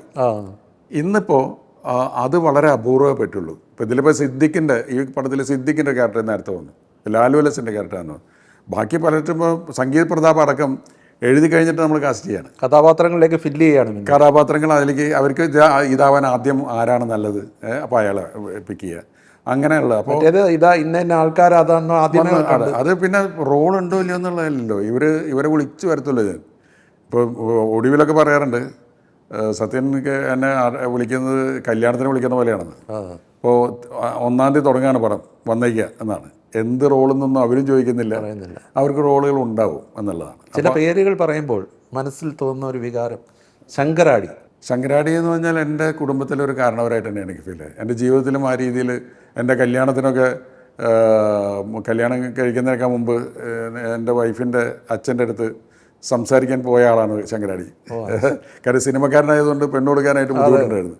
അപ്പോൾ അങ്ങനത്തെ സിനിമക്കാരനെല്ലാം സത്യം എന്ന് പറഞ്ഞ് ദൂരെ പോയ ആളാണ് ശങ്കരാടി. അപ്പോൾ ഒക്കെ പേഴ്സണലാണ്, എൻ്റെ കുടുംബത്തിലെ ഒരാളായിട്ടാണ് എനിക്ക് തോന്നുന്നത്. ശങ്കരാടിയുടെ ഒരു പ്രത്യേകം എന്ന് പറഞ്ഞാൽ ഏത് കഥാപാത്രവും, ഇപ്പോൾ ആദ്യം ചെയ്ത എനിക്ക് തോന്നുന്നു കിന്നാരത്തിലാണെന്നത് ഒരു മാനേജറായിട്ട്, കിന്നാരത്തെ മാനേജറെ കുറുക്കൻ്റെ ഒരു സ്പോർട്സ് ഒക്കെ ചെയ്യുന്ന, അതുപോലെ തന്നെ മറ്റേ സന്ദേശമാണെങ്കിൽ ഏത് കഥാപാത്രത്തിനും ഇത്രയധികം വഴങ്ങുന്ന ഒരു അതുല്യനായ നടനല്ലായിരുന്നു. അതെ, അന്നത്തെ ഏറ്റവും നല്ല സ്വാഭാവികമായ അഭിനയം കാഴ്ചവെച്ചിട്ടുള്ള ആക്ടർ ശങ്കരാടിയായിരുന്നു. അതെ അതെ, ഞാൻ അതിൽ ഇന്നത്തെ പോലെ ആളുകളെ വാച്ച് ചെയ്യുന്നില്ല എന്ന് എനിക്ക് തോന്നുന്നു, അല്ലെങ്കിൽ അവരുടെ മഹത്വം നമ്മൾ തിരിച്ചറിഞ്ഞിട്ടില്ല.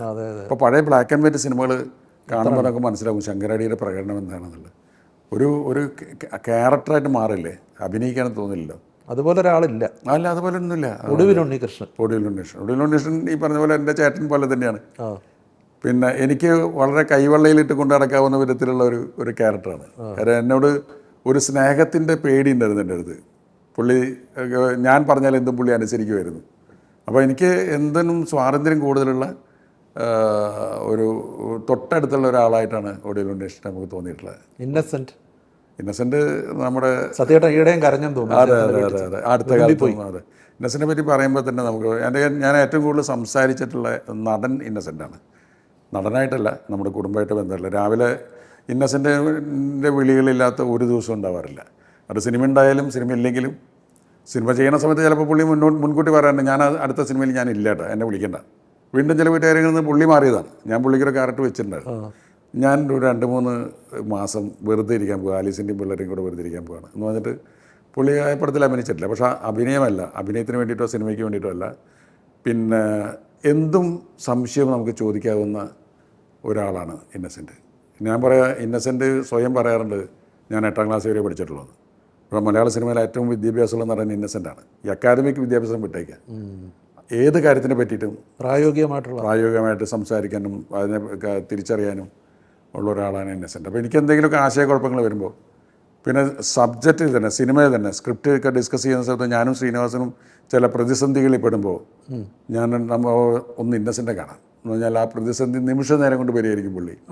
തിരക്കഥയിലൊക്കെ പുള്ളിയുടെ ഒരുപാട് പങ്കാളിത്തങ്ങൾ ഉണ്ടാവാറുണ്ട്. എൻ്റെ ഭീം സിംഗ് കാപ്പയുടെ റാപ്പ് സിംഗ് എന്നുള്ള പേരിട്ടത് പുള്ളിയാണ്. ഗാന്ധി സെക്കൻഡ് സൈഡിൽ മോഹൻലാലിൻ്റെ കഥാപാത്രത്തിൻ്റെ പേര് ഓ ഇന്നസെൻ്റ് ആയിരുന്നു. ഇന്നസെൻ്റ് ആണ് ഭീംസിംഗ്. അത് എൻ്റെ മാത്രമല്ല, പ്രിയദർശൻ്റെ തേന്മാവിൻ കൊമ്പത്തിലെ കാർത്തുമ്പി എന്നുള്ള പേര് ഇന്നസെൻ്റിൻ്റെ സംഭാവനയാണ്. ഓ ശരി. അപ്പോൾ നമ്മുടെ കൂടെ കൂടിച്ചേരും, ഒരു നടനായിട്ട് മാത്രമല്ല അതിൻ്റെ ഒരു ഭാഗമായി മാറും. മാറും. ഇന്നസെന്റിന്റെ കൊച്ചുമകൻ അഭിനയത്തിന് വരുന്നു എന്ന് കേട്ടു. അതെ ഇന്നു അവന് ആദ്യം തന്നെ താല്പര്യം ഉണ്ടായിരുന്നു.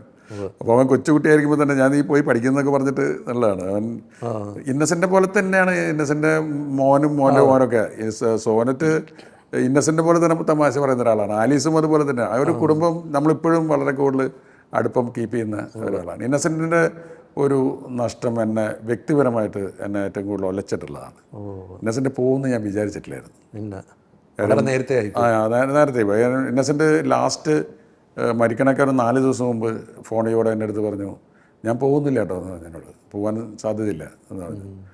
അപ്പം അത് പക്ഷേ പോയി. അതാണ് എനിക്ക് ഏറ്റവും വലിയൊരു സങ്കടം ഉണ്ടായിട്ടുള്ളത്. നെടുമുടി വേണമെന്ന് പറയുന്നത് നമ്മൾ പല രീതിയിലും പല വിദ്യകളും ഞാൻ പഠിച്ചിട്ടുള്ളത് വേണുവിൻ്റെതാണ്. ആളുകളോട് എങ്ങനെ പെരുമാറണം, ഒരാളോട് എങ്ങനെ നോ പറയണം, ഒരാളെ വേദനിപ്പിക്കാതെ എങ്ങനെ അതിൽ നിന്ന് പിന്മാറണം, ഇതൊക്കെ എല്ലാ തന്ത്രങ്ങളും അറിയാവുന്ന ഒരു സ്വദേശ ശുദ്ധിയുള്ള ഒരാളാണ് വേണു. ഒരു കൂട്ടുകാരനാണ്. KPSC ലളിത എൻ്റെ ചേച്ചി തന്നെ. ഒരു 2 സിനിമയിൽ വിളിച്ചില്ലെങ്കിൽ 3ാമത്തെ സിനിമയിൽ വിളിക്കുക, സത്യ എന്താണ് എന്നെ വിളിക്കുന്നില്ലേ എന്ന് വിളിച്ചിട്ട് പറയും. 2 പടത്തിൽ റോളില്ലെങ്കിൽ ചേച്ചി, ഇത് സിനിമ കിട്ടാൻ വേണ്ടിയിട്ടല്ല, എൻ്റെ സെറ്റിലത്തെ ഒരു പുള്ളിയുടെ ഒരു സാമീപ്യത്തിന് വേണ്ടിയിട്ടാണ്. അപ്പം ചില സമയത്ത് എൻ്റെ ഭാര്യ പറയും, ലളിത ചേച്ചിക്ക് റോളില്ലേ. അതെ. ഫിലോമിനയുടെ ഹ്യൂമർ ഏറ്റവും കൂടുതൽ നമ്മൾ എൻജോയ് ചെയ്തിട്ടുള്ളത്. ഞാൻ എൻ്റെ സിനിമകളിലൂടെയാണ് ചേച്ചി കുടുംബ പുരാണത്തിൽ കൂടെയാണ് ചേച്ചി ആ തൃശ്ശൂർ ഭാഷ വെച്ചിട്ട്. ഞാൻ ഇപ്പോഴും ഓർമ്മിക്കുന്നത് സസ്നേഹം എന്നുള്ള സിനിമ റിലീസ് ചെയ്തിട്ട് അതിൽ ഒരു പ്രത്യേക ഘട്ടത്തിൽ ഇനി അമ്മ വന്നാലേ ശരിയാവുള്ളൂ എന്ന് പറഞ്ഞിട്ട് ഒരു കത്ത് വെച്ചിട്ട് സുകുമാരി മറ്റേ ലളിത ചേച്ചി ഇവരെ കൊണ്ടുവരുന്നുണ്ട്. ഈ ഫിലോമിന ഇവിടെ വന്ന് ഇറങ്ങുമ്പോൾ ഫുൾ തിയേറ്റർ ക്ലാപ്സാണ്. ഒരു ഹീറോ വരുന്ന പോലെയാണ്. ആ രീതിയിൽ ഉണ്ടായി. കല്യാണമന്ത്രത്തിൽ നല്ല റോളാണ്. സൗന്ദര്യ യാത്രക്കാരുടെ ശ്രദ്ധയ്ക്ക് അതൊരു വലിയ നഷ്ടമാണ്. സൗന്ദര്യം ഒറ്റ സിനിമയിൽ അഭിനയിച്ചുള്ളെങ്കിലും നമ്മൾ വലിയ സുഹൃത്തുക്കളായി മാറിയ ഒരാളാണ് സൗന്ദര്യ. ആ പടത്തിൽ അഭിനയിക്കാൻ വരുമ്പോൾ എനിക്ക് സൗന്ദര്യ പരിചയമില്ലല്ലോ. പക്ഷേ ആ സിനിമയുടെ ഷൂട്ടിംഗ് തീരോടിനോടുകൂടി എൻ്റെ അടുത്ത് പറഞ്ഞു, തെലുങ്കിലൊരു സിനിമ ചെയ്യൂ. ഞാൻ ചെയ്യില്ല. അല്ല, നമ്മുടെ കമ്പനിക്ക് വേണ്ടി ഒരു പടം ചെയ്യണം. അത് കഴിഞ്ഞിട്ട് പിന്നെ അതായത് അതിലെ ഡയലോഗ്സൊക്കെ ഏറ്റവും നന്നായി പഠിക്കുകയും ഒക്കെ ചെയ്ത് ഒരു നല്ല ഫ്രണ്ടായി മാറി. ഞാൻ സൗന്ദര്യ കവിതകൾ എഴുതുമായിരുന്നു. ആർക്കും അറിയില്ല, ഇംഗ്ലീഷ് കവിതകളാണ്. അപ്പോൾ ഒരിക്കൽ ഷൂട്ടിങ്ങിൻ്റെ ഇടയിൽ എൻ്റെ അടുത്ത് പറഞ്ഞു, സാറ് കവിത എഴുതുമല്ലേ? ഞാൻ കവിത എഴുതാല്ലേ, പാട്ടൊക്കെ എഴുതാറുണ്ട്. അപ്പോൾ എൻ്റെ അടുത്ത് പറഞ്ഞു, ഞാൻ കുറച്ച് കവിതകൾ തരട്ടെ. ഇംഗ്ലീഷിലാണ്, സിമ്പിൾ ഇംഗ്ലീഷിൽ. അപ്പോൾ എൻ്റെ അടുത്ത് പറഞ്ഞു വെച്ചാൽ, അച്ഛൻ മരിച്ചു കഴിഞ്ഞിട്ട് ഞാനൊരു ഇത്തിരി ഒരു ഡിപ്രഷൻ പോയിട്ടില്ലായിരുന്നു. ഞാൻ മുറിയുടെ ഉള്ളിൽ നിന്ന് അധികം പുറത്തിറങ്ങിയിരുന്നില്ല. അപ്പോൾ ഞാൻ കുറേ എഴുതി വെച്ചിട്ടുണ്ട് എന്ന് പറഞ്ഞിട്ട്, എന്നിട്ട് സംഗീത എഴുതിയ ഒരു കവിതയെ അടിസ്ഥാനപ്പെടുത്തി അത് ട്രാൻസ്ലേറ്റ് ചെയ്തിട്ട് ഞാനത് മനോരമ പത്രത്തിൽ പബ്ലിഷ് ചെയ്തിരുന്നു. അന്നത്തെ ഞായറാഴ്ച ശ്രീ എന്നുള്ളതായിരുന്നു. അതിൽ പബ്ലിഷ് ചെയ്തിരുന്നു. എന്നിട്ട് ഞാൻ സൗന്ദര്യം വിളിച്ച് പറഞ്ഞു, ഞാൻ അങ്ങോട്ട് അയച്ചുതരാം. അതുകൊണ്ട് അടുത്ത പ്രാവശ്യം കാണുമ്പോൾ എനിക്ക് തന്നായിരുന്നു മലയാളത്തിലുള്ളത്. പക്ഷേ ആ കാണുന്നതിന് മുമ്പ് മരിച്ചുപോയി. പ്രതീക്ഷിതമായിരുന്നു. അത് പ്രതീക്ഷയായിരുന്നു. ഏറ്റവും പ്രിയങ്കരനായ മറ്റൊരാൾ നമ്മളിന്ന് ഈ സംസാരിക്കുന്ന ദിവസം അദ്ദേഹത്തിൻ്റെ ഓർമ്മദിനമാണ് ജോൺസൺ. അതെ, ജോൺസൺ എന്നോട് ആത്മാവിനോട് ചേർന്ന് നിൽക്കുന്ന കൂട്ടുകാരനാണ്. ഞാനൊരു സിനിമയിൽ ഏത് തരത്തിലുള്ള സംഗീതമാണ് വേണ്ടതെന്ന് ഞാൻ ആഗ്രഹിക്കുമ്പോൾ അത് പ്രാവർത്തികമായിട്ട് കേൾപ്പിച്ച് തന്നെ അത്ഭുതപ്പെടുത്തിയിട്ടുള്ള ഒരു മ്യൂസിക് ഡയറക്ടറാണ്. അസാധാരണ പ്രതിഭ. അതായത് എൻ്റെ സിനിമകൾക്ക് ഏറ്റവും കൂടുതൽ, പ്രത്യേകിച്ചും അന്നത്തെ നാട്ടിൻപുറത്തിൻ്റെ കഥകൾ എടുക്കുമ്പോൾ എൻ്റെ സിനിമകൾക്ക് ഏറ്റവും കൂടുതൽ യോജിച്ച മ്യൂസിക്, ആ മ്യൂസിക് കൊണ്ട് ആ സിനിമയെ എലിവേറ്റ് ചെയ്യുന്ന അത്. പക്ഷേ ജോൺസൺ ഇല്ലാതായതിനു ശേഷമാണ് ജോൺസൻ്റെ പ്രസക്തി കൂടുതൽ മലയാളികൾ തിരിച്ചറിയുന്നത്. ജോൺസൻ്റെ പാട്ടുകൾ കൂടുതൽ ആളുകൾ എത്രയും കൂടുതൽ സ്നേഹിക്കുന്നതെന്ന് ജോൺസനെ തിരിച്ചറിയാൻ സാധിച്ചില്ല എന്നുള്ളതിൻ്റെ ഒരു സങ്കടമാണ്. ജോൺസൺ ജീവിച്ചിരിക്കുമ്പോൾ ജോൺസൺ ഇത്രയും കൂടുതൽ ആഘോഷിക്കപ്പെട്ടിട്ടില്ല. ഇപ്പോൾ ജോൺസൺ മാഷ് കട്ടൻ ചായ മഴ എന്നൊക്കെ പറഞ്ഞിട്ടുള്ള സംഗതികൾ ഉണ്ടാവുന്നില്ല. ജോൺസൻ്റെ ഏത് മ്യൂസിക്കുകളും ബാക്ക്ഗ്രൗണ്ട് സ്കോർ പോലും ബൈഹാർട്ടല്ല. ബാക്ക്ഗ്രൗണ്ട് സ്കോറിന് നാഷണൽ അവാർഡ് കിട്ടിയിട്ടുണ്ട്. ഇപ്പോൾ നമുക്ക് തൂവാനത്തുമ്പികളൊക്കെ ക്ലാര വരുന്ന സമയത്തുള്ള മ്യൂസിക്കൊക്കെ ഒരു പാട്ട് പോലെ തന്നെ ഹിറ്റാണ്. ജോൺസൺ എനിക്ക് എൻ്റെ മനസ്സിൽ ഏറ്റവും ചേർന്ന് നിൽക്കുന്ന, ഞാനൊരിക്കൽ ജോൺസണായിട്ട് തെറ്റി ഒരു തെറ്റെന്ന് വെച്ചാൽ ജോൺസണും ഞാനും തമ്മിലുള്ള ഒരു സൗഹൃദത്തിൻ്റെ പണക്കുണ്ടായിട്ട് ഒരു പടം ജോൺസൺ സ്റ്റാർട്ട് ചെയ്തിട്ട് ഞാൻ പാക്കപ്പ് ചെയ്യുകയും പുള്ളി വരുന്നില്ല എന്ന് പറഞ്ഞ് പോവുകയും ചെയ്തിട്ട് ഞാൻ വേറൊരു മ്യൂസിക് ഡയറക്ടർക്ക് വെച്ചിട്ട് അതിൻ്റെ റീ റെക്കോർഡിങ് ചെയ്യാൻ ശ്രമിച്ചു നോക്കി. പക്ഷേ ഞാൻ സാഷ്ടാംഗം തോൽക്കുകയും ജോൺസനെ വീണ്ടും കൊണ്ടുവരുത്തിയിട്ട് അത് ചെയ്യിക്കുകയും ചെയ്തു. അങ്ങനെ നമുക്കൊരു കോൺഫിഡൻസ് ആണ് ജോൺസൺ ചെയ്യുമ്പോൾ.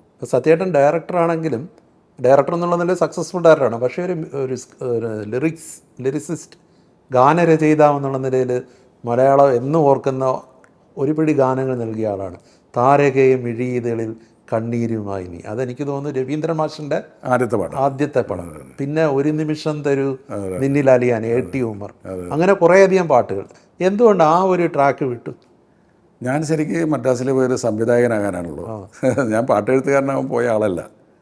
എൻ്റെ മനസ്സിൽ പണ്ട് തൊട്ടുണ്ടായിരുന്ന ഒരു ഏറ്റവും വലിയ ആഗ്രഹം, ലക്ഷ്യം ഈ സിനിമാ സംവിധായകനാവണമെന്നാണ്. അത് കുട്ടിക്കാലം തൊട്ടേ? കുട്ടിക്കാലം എനിക്ക് തോന്നുന്നു 10ാം ക്ലാസ് 9ാം ക്ലാസ് 10ാം ക്ലാസ്സൊക്കെ ആവുന്ന സമയം തൊട്ട് തന്നെ എൻ്റെ മനസ്സിൽ അങ്ങനെ ഒരു ലക്ഷ്യം. അത് എന്തുകൊണ്ട് എങ്ങനെ വന്നു എന്ന് എനിക്ക് അറിഞ്ഞൂടാ. എൻ്റെ അടുത്ത് ആ സമയത്ത് എൻ്റെ അച്ഛനും അമ്മയൊക്കെ പറയുന്നത് ഞാൻ കേട്ടിട്ടുണ്ട്. എന്നെ സിനിമ കാണാൻ കൊണ്ടുപോയാൽ അന്തിക്കാടൊക്കെ ഓല ടാക്കീസൊക്കെയാണ്. അപ്പോൾ ഞാൻ പുറകിലേക്ക് നോക്കിയിരിക്കുന്നത് അത്ര. കാരണം ഈ ആ കുഴലിലൂടെ വരുന്ന പുകയൊക്കെ നോക്കിയിട്ട് ഇതെങ്ങനെയാണ് വരുന്നതെന്ന് എനിക്ക് ഓർമ്മയില്ല, അത് പറഞ്ഞു കേട്ടിട്ടുള്ളതാണ്. അപ്പോൾ എന്നെ സംബന്ധിച്ചിടത്തോളം ഏറ്റവും വലിയ ആഗ്രഹം ഫിലിം മേക്കർ ആവുക എന്നുള്ളതാണ്. അപ്പോൾ സംവിധായകനാകാൻ തന്നെയാണ് ഞാൻ മദ്രാസിൽ പോയത്.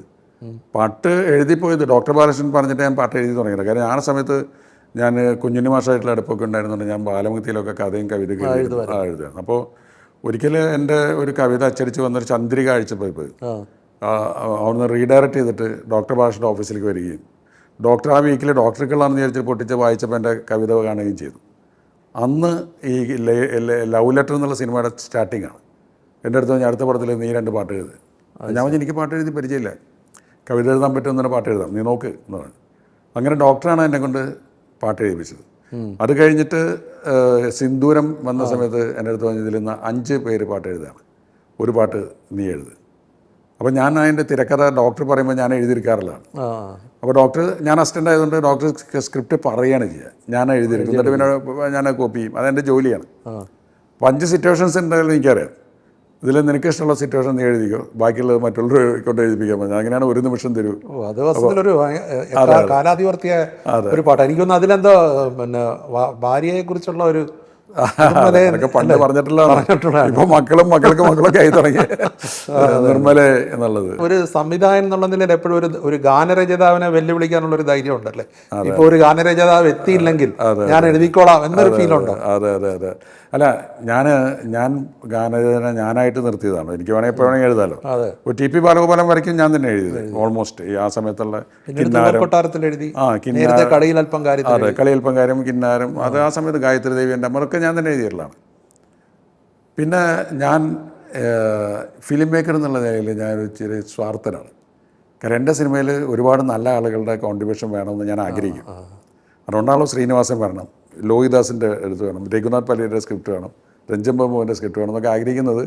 എനിക്ക് വേണമെങ്കിൽ ഇരുന്ന് എഴുതാം, പക്ഷേ ഞാൻ എഴുതിയാൽ അവർ എഴുതുന്ന അത്രയ്ക്കും അല്ലെങ്കിൽ അവരുടെ കോൺട്രിബ്യൂഷൻ കൂടി ഉണ്ടായാലല്ലേ സിനിമ നന്നാവുന്നത്. അപ്പോൾ അതുപോലത്തെ ഞാൻ ചിന്തിച്ചതാണ് നല്ല പാട്ടുകൾ. ഇപ്പം ഞാൻ എഴുതുമ്പോൾ എനിക്കറിയാം എൻ്റെ ലിമിറ്റുകൾ അറിയാം. ചിലപ്പോൾ നന്നായിരിക്കാം, വളരെ ഹിറ്റായിട്ടുണ്ടാകും. അപ്പോൾ ഓമൃതിലൊക്കെ വളരെ കൂടുതൽ രജനി പറയൂ, ചിത്രയുടെ ആദ്യത്തെ പാട്ട്, അതൊക്കെ നമ്മുടെ ഭാഗ്യമാണ്. രവീന്ദ്രൻ്റെ ആദ്യത്തെ പാട്ടും ചിത്രയുടെ ആദ്യത്തെ പാട്ടും എഴുതാൻ സാധിച്ചു എന്നുള്ളത് നമ്മളന്ന് ചിന്തിക്കുന്നില്ല, ഇവർ ഇത്തിരി വലിയ ആളുകളായി പോകാനെന്നുള്ളത്. അപ്പോൾ അത് പറ്റിയെന്നുള്ള എൻ്റെ ഭാഗ്യമാണ്. ഞാനല്ലെങ്കിൽ വേറൊരാൾ, ഇപ്പോൾ ചിത്രയോട് ഞാൻ പറഞ്ഞു, ഞാനല്ലെങ്കിൽ വേറൊരാൾ എഴുതിയാലും ചിത്ര പാട്ടുകാരിയായി മാറും. എനിക്കത് കിട്ടി, എനിക്ക് എഴുതാൻ സാധിച്ചു എന്നുള്ളത് എൻ്റെ ഒരു ഭാഗ്യം. പ്രണയവസന്തം, തളിരമ്പൊക്കെ നമ്മൾ എഴുതിയതാണ്. അപ്പോൾ ഞാൻ ചിന്തിച്ചു വെച്ചാൽ ONV കുറുപ്പ്, കൈതപ്പുറം ദാമോദരൻ നമ്പൂതിരി, ഗിരീഷ് പുത്തഞ്ചേരി, ഇവരുടെയൊക്കെ PK ഗോപിയുടെ അടക്കം പാട്ടുകൾ, കവിതകൾ ഞാൻ എൻ്റെ സിനിമയിൽ യൂസ് ചെയ്തിട്ടുണ്ട്. ഇപ്പോൾ മനു മഞ്ജിത്താണ് പുതിയ പാട്ടുകൾ എഴുതുന്നത്.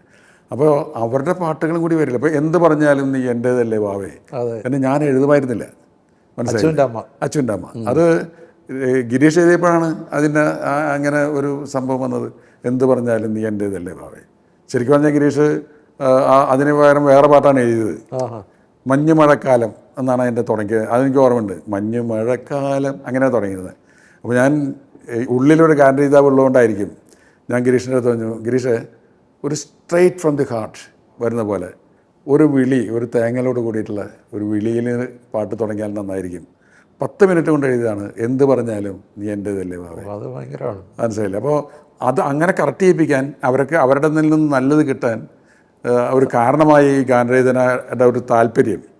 അതാണ് കുന്നിമണി ചെപ്പ് തുറന്ന് എണ്ണി നോക്കുന്ന നേരം എന്നുള്ള പാട്ടൊക്കെ എൻ്റെ പടത്തിൽ വന്ന എൻ്റെ താറാവില്ല പൊന്മട്ട താറാവില്ല. അപ്പോൾ അതൊക്കെ സന്തോഷം എനിക്കുള്ളത്. അത് ഞാനാണെങ്കിൽ എനിക്ക് അത്തരം കവിത വരികയില്ല. കാരണം എത്രയോ മനോഹരമായ ലിറിക്കാണ്. അത് ONV സാർ എഴുതിക്കൊണ്ട് കിട്ടുന്നതാണ്. കൈതപ്പുറത്തിൻ്റെ എത്രയോ മനോഹരമായ പാട്ടുകളാണ്. ആദ്യമായി കണ്ട നാളൊക്കെ അതിമനോഹരം. ജോൺസന് ശേഷം ഇളയരാജ ഒരുപാട് ചിത്രങ്ങളിൽ 10 സിനിമകൾ ഇളയരാജ ചെയ്തു. അതെ അതെ അതെ. അതൊരു താല്പര്യത്തിൻ്റെ പേര് വന്നതാണോ? ഞാൻ ശരിക്കും പറഞ്ഞാൽ കൊച്ചു കൊച്ചു സന്തോഷങ്ങൾ ചെയ്യുന്ന സമയത്ത് അതിൽ ഒരു ഡാൻസും സാധനങ്ങളൊക്കെ ഉള്ളതുകൊണ്ട് ഒരു ചേഞ്ചിന് വേണമെങ്കിൽ, ജോൺസനാണ് എൻ്റെ സ്ഥിരം മ്യൂസിക് ഡയറക്ടർ, അപ്പോൾ ഒരു ചേഞ്ചിന് വേണമെങ്കിൽ ഇളയരാജ നമ്മൾ പണ്ട് തൊട്ട് ആരാധിക്കുന്ന ഒരാളാണ്. അപ്പോൾ ഇളയരാജയെ കൊണ്ട് ഒരു പടം ചെയ്യിക്കണം എന്ന് ആഗ്രഹം. പക്ഷേ ജോൺസൺ 10-27 പടങ്ങൾ ജോൺസൺ ചെയ്തുകൊണ്ട് എനിക്ക് ജോൺസനെ മാറ്റാനും പറ്റില്ല. പക്ഷേ ഒരു വെറൈറ്റി വേറെ ആളുകളുടെ സംഭാവനയും കൂടി സിനിമയിൽ ഉണ്ടാകുമ്പോഴല്ലേ നമുക്ക് സിനിമയിൽ നമുക്ക് കുറേ കൂടി പഠിക്കാൻ പറ്റുന്നു. പുതിയ ക്യാമറ അപ്പോൾ 30 സിനിമയാണ് വിപിൻ മോഹൻ എൻ്റെ കൂടെ വർക്ക് ചെയ്തത്. വേറൊരു 2 ക്യാമറമാർ ചെയ്യുമ്പോഴാണ് നമുക്ക് വേറൊരു ആംഗിൾ നമുക്ക് കണ്ടെത്താൻ പറ്റും. അത് നമുക്കും കൂടി പഠിക്കാനുള്ളതാണ്. സിനിമയ്ക്കത് മതി, പക്ഷേ നമുക്ക് കുറച്ചും കൂടി പഠിക്കാൻ പറ്റും. അപ്പോൾ ഇളയരാജയെ കൊണ്ട് പടം ചെയ്യിപ്പിച്ചാൽ കൊള്ളാമെന്ന് ഞാൻ ജോൺസൻ്റെ പെർമിഷൻ വാങ്ങിച്ചിട്ടാണ്. ജോൺസനോട് ചോദിച്ചിട്ട് ആണ് ജോൺസൺ. അതിൽ ജോൺസൺ പറഞ്ഞൊരു വാചകം ഞാൻ പലപ്പോഴും പറയാറുണ്ട്. ഒരു സുവർണ്ണ ലിപികളിൽ എഴുതി വയ്ക്കേണ്ട ഒരു സംഗതിയാണ്. ജോൺസണിനോട് ഞാൻ ഫോൺ ചെയ്തപ്പോൾ ജോൺസൺ പെട്ടെന്ന് വിചാരിച്ചത് സംഗീതം നൽകാൻ വിളിക്കുകയാണെന്നാണ്. എന്നാണ് വരണ്ടേ എന്നുള്ള അർത്ഥത്തിൽ വിളിക്കുകയാണെന്ന് ജോൺസൺ വിചാരിച്ചു. ഞാൻ പറഞ്ഞു, ജോൺസൺ ഞാൻ ഒരു പടം ഇളയരാജയെ കൊണ്ട് ചെയ്യിപ്പിച്ചാൽ കൊള്ളാമെന്ന് പറഞ്ഞുകൊണ്ട് ഇവിടെ പറഞ്ഞാൽ ചെയ്യണം മാഷെന്ന് തന്നെ തമാശയ്ക്ക് വിളിക്കും. അപ്പോൾ ഞാൻ പറഞ്ഞാൽ ജോൺസന് പ്രയാസമില്ലെങ്കിൽ മാത്രം. ജോൺസൺ പറഞ്ഞു, സിനിമയുള്ളത് കൊണ്ടാണ് നമ്മൾ സുഹൃത്തുക്കളായത്. സിനിമയിലെ നമ്മൾ സുഹൃത്തുക്കളായത്, സിനിമയുള്ളതുകൊണ്ട് മാത്രമാണ് സുഹൃത്തുക്കളായത്. ആ സൗഹൃദം നിലനിർത്താൻ സിനിമ വേണമെന്നില്ല. അത് വല്ലാത്ത ഡയലോഗല്ലേ. അപ്പോൾ അങ്ങനെയാണ് നമ്മൾ ഇളയരാജയുടെ അടുത്ത് ചെല്ലുമ്പോൾ നമുക്കൊരു വലിയ ജീനിയസ് അങ്ങനെ എത്തുകയാണ്. അപ്പോൾ ഫാസിലിനെ കൊണ്ടാണ് ഞാൻ വിളിച്ച് പറയിപ്പിച്ചത്. ഞാൻ ചെന്നു, 7 മണിക്ക് ഇളയരാജ വരുന്നു പറഞ്ഞു റെക്കോർഡിങ് തിയേറ്ററിൽ ഞാൻ കാണാൻ. ഫാസിൽ പറഞ്ഞു ടൈം വളരെ പെർഫെക്റ്റാണ്, സത്യത്തിന് 6:50 ആകുമ്പോഴേക്കും അവിടെ എത്തണം. ഞാൻ 6:45 അവിടെ ഹാജരാണ്. കറക്റ്റ് 7 മണിക്ക് നമുക്കത് വെച്ച് ക്ലോക്ക് വേണമെങ്കിൽ മാറ്റാം. ഇളയരാജ വരികയാണ്. അവിടെ വെച്ച് പരിചയപ്പെടുന്നു. ഒരു അത്ഭുതകരമായ സംഭവം. കൊച്ചു കൊച്ചു സന്തോഷങ്ങൾ 5 പാട്ട് കമ്പോസ് ചെയ്തത് രാവിലെ 7 മണി മുതൽ ഒരു 10-11 മണിയാക്കി ഉള്ളിൽ 5 പാട്ട് കമ്പോസ് ചെയ്യാണ്. അത്ര ഫാസ്റ്റാണ്. അപ്പോൾ ഇതൊക്കെ എനിക്കിഷ്ടമായി. അതിൽ കോടമഞ്ഞ് എന്നുള്ള പാട്ട്, കനശ്യാമ എന്നുള്ള പാട്ട്. അപ്പോൾ ഞാൻ പുറത്ത് വന്നിട്ട് ഫാസിലിനെ വിളിച്ചു. എനിക്ക് ചെറിയൊരു ഡൗട്ട് ഫാസിലെ, ഈ പുള്ളിയോടുള്ള ആരാധന കൊണ്ട് പുള്ളി ചെയ്യുന്ന മ്യൂസിക്കൊക്കെ നല്ലതാണെന്ന് എനിക്ക് തോന്നുകയാണോ? കാര്യം ഇതൊക്കെ നല്ലതാണെന്ന് എനിക്ക് തോന്നുന്നു. ഞാൻ ഒരാഴ്ച കഴിഞ്ഞിട്ട് വരാമെന്ന് പറഞ്ഞിട്ട് പോയത് വീട്ടിൽ നിന്ന് കമ്പോസിങ് കഴിഞ്ഞിട്ട്. അന്ന് തന്നെ പോവാം, തിരിച്ചു പോകാം. അപ്പോൾ പുള്ളി പറഞ്ഞു 10 മണി വരെ എടുത്തോ. ഇളയരാജ സാറിന് ശരിക്കും ഞാൻ ഒരു 15 മിനിറ്റ് അതിലൊരു പാട്ടുണ്ടാക്കാൻ എന്നാണ്. അപ്പോൾ അതിൻ്റെ റീ റെക്കോർഡിങ് സമയത്ത് ഞങ്ങൾ രണ്ടുപേരും സംസാരിച്ച് പുള്ളി ഗ്രാമത്തിൽ നിന്ന് വന്ന ഒരാളാണ്. പുള്ളിയുടെ അനുഭവങ്ങളൊക്കെ പറഞ്ഞ് നമ്മൾ വലിയ സൗഹൃദത്തിലായി. അപ്പോൾ അടുത്ത പടം ഞാൻ ഇളയരാജനെ വിളിക്കുന്നു. അതും പുള്ളിക്ക് സന്തോഷത്തോട് കേൾക്കുന്നു. അങ്ങനെ കണ്ടിന്യൂസ് ആയിട്ട് 10 സിനിമ ഇളയരാജ ചെയ്യുന്നു. 10 സിനിമ കഴിഞ്ഞതിന് ശേഷം ഞാൻ വിദ്യാസാഗറിന് എനിക്ക് ഭയങ്കര ഇഷ്ടമുള്ള ഒരാളാണ്. വിദ്യാസാഗറിലേക്ക് എന്നൊരു മാറ്റം ഉണ്ടായി. വിദ്യാസാഗർ 3-4 പടം വിദ്യാസാഗർ ചെയ്തു. ഇതൊക്കെ നമുക്ക്, ഞാൻ പറഞ്ഞില്ലേ, സിനിമ എന്ന് പറയുന്നൊരു ജോലി മാത്രമല്ല, അതിലേക്ക് ഇറങ്ങിക്കഴിഞ്ഞാൽ അത് നമ്മുടെ ഒരു ആനന്ദം കൂടിയായി മാറാണ്. നമ്മളെ എൻജോയ്. അപ്പോൾ നമ്മൾ പ്രതിഫലം നമ്മുടെ പ്രശ്നമല്ല, ഇതിൽ നിന്ന് കിട്ടുന്ന പ്രസിദ്ധി നമുക്ക് പ്രശ്നമല്ല, ഇത് ചെയ്യുക എന്നുള്ളതാണ് അതിൻ്റെ ഏറ്റവും വലിയ. ഈ ഗാനരചയിതാവെന്ന് പറഞ്ഞ കാര്യം ഒന്നുകൂടെ ഒന്ന് വരുമ്പോൾ, ഈ താരകെ മിഴിയിതളിൽ കണ്ണീരുമായി എന്നുള്ള ആ പാട്ടിൽ നോവുന്ന സ്വപ്നങ്ങൾ തൻ ചിതയിൽ നീ എരിയുമ്പോഴും കണ്ണീരിലൂടെ ചിരി തൂകുമോ. സത്യേട്ടൻ്റെ സിനിമകളുടെ ഒരു കണ്ണീരും ആ ഒരു കണ്ണീരും കൂടെ ചേരുന്ന ഒരു ചിരിക്കാണല്ലോ മനസ്സിൽ തട്ടുന്നത്. അല്ലേ? അത് ഈ കണ്ണീര് അല്ലെങ്കിൽ വേദന മനസ്സിൽ തട്ടുന്നത് ചിരിച്ചുകൊണ്ട് പറയുമ്പോൾ തന്നെയാണ്. അത് TP ബാലഗോപാലൻ എമ്മയിലും ഗാന്ധി നർസക സ്ട്രീറ്റിലും സന്മനസ്സിലൊക്കെ നമുക്ക് കാണാം. മോഹൻലാൽ ചിരിച്ചുകൊണ്ടാണ് അതിൽ പറയുന്നതൊക്കെ. അപ്പോൾ അത് കണ്ണീരിലൂടെ ചിരി തൂക്കിയിട്ടാണ് സംസാരിക്കുന്നത്. ഇതന്ന് അങ്ങനെ തോന്നി, അത് അങ്ങനെ എഴുതിപ്പോയതാണ്. അല്ലാതെ അത് എൻ്റെ ഒരു മഹാപ്രതിഭയൊന്നുമല്ല. ഞാൻ ആ സമയത്ത് ആ ട്യൂണിട്ട് എഴുതിയ പാട്ടാണത്. അതെ, ശരി. ഈ പാട്ടുകളൊക്കെ ട്യൂണിട്ട് എഴുതിയതാണ്. അപ്പം അത് ഞാൻ പലപ്പോഴും പറഞ്ഞിട്ടുള്ളതുകൊണ്ട് ഞാൻ ആവർത്തിക്കുന്നില്ല. രവീന്ദ്രൻ ഒരു ട്യൂണിട്ട് എൻ്റെ അടുത്ത് വന്നപ്പോൾ ഞാനത് എഴുതാൻ പറ്റില്ല എന്ന് പറഞ്ഞു. ട്യൂൺ കേൾക്കാൻ പറഞ്ഞു. ചൂള എന്നുള്ള സിനിമയിലാണ്, ശശികുമാർ സാറ് ആണ് അത് ഡയറക്റ്റ് ചെയ്തത്. അപ്പം അന്ന് ഞാൻ ചന്ദ്രകുമാർ വർക്ക് ചെയ്യുന്ന പടത്തിൽ അല്ലെങ്കിൽ JC ഡയറക്റ്റ് ചെയ്യുന്ന പടത്തിലൊക്കെ ഞാൻ അസിസ്റ്റൻ്റായിട്ട് വർക്ക് ചെയ്യുന്ന പടത്തിലാണ് ഞാൻ പാട്ട് എഴുതാറുള്ളൂ. അതെൻ്റെ കംഫർട്ടാണ്. ബാക്കി പുറമെന്ന് ആരെങ്കിലും വിളിച്ചാൽ ഞാനില്ല, അത് എൻ്റെ ജോലിയല്ലല്ലോ.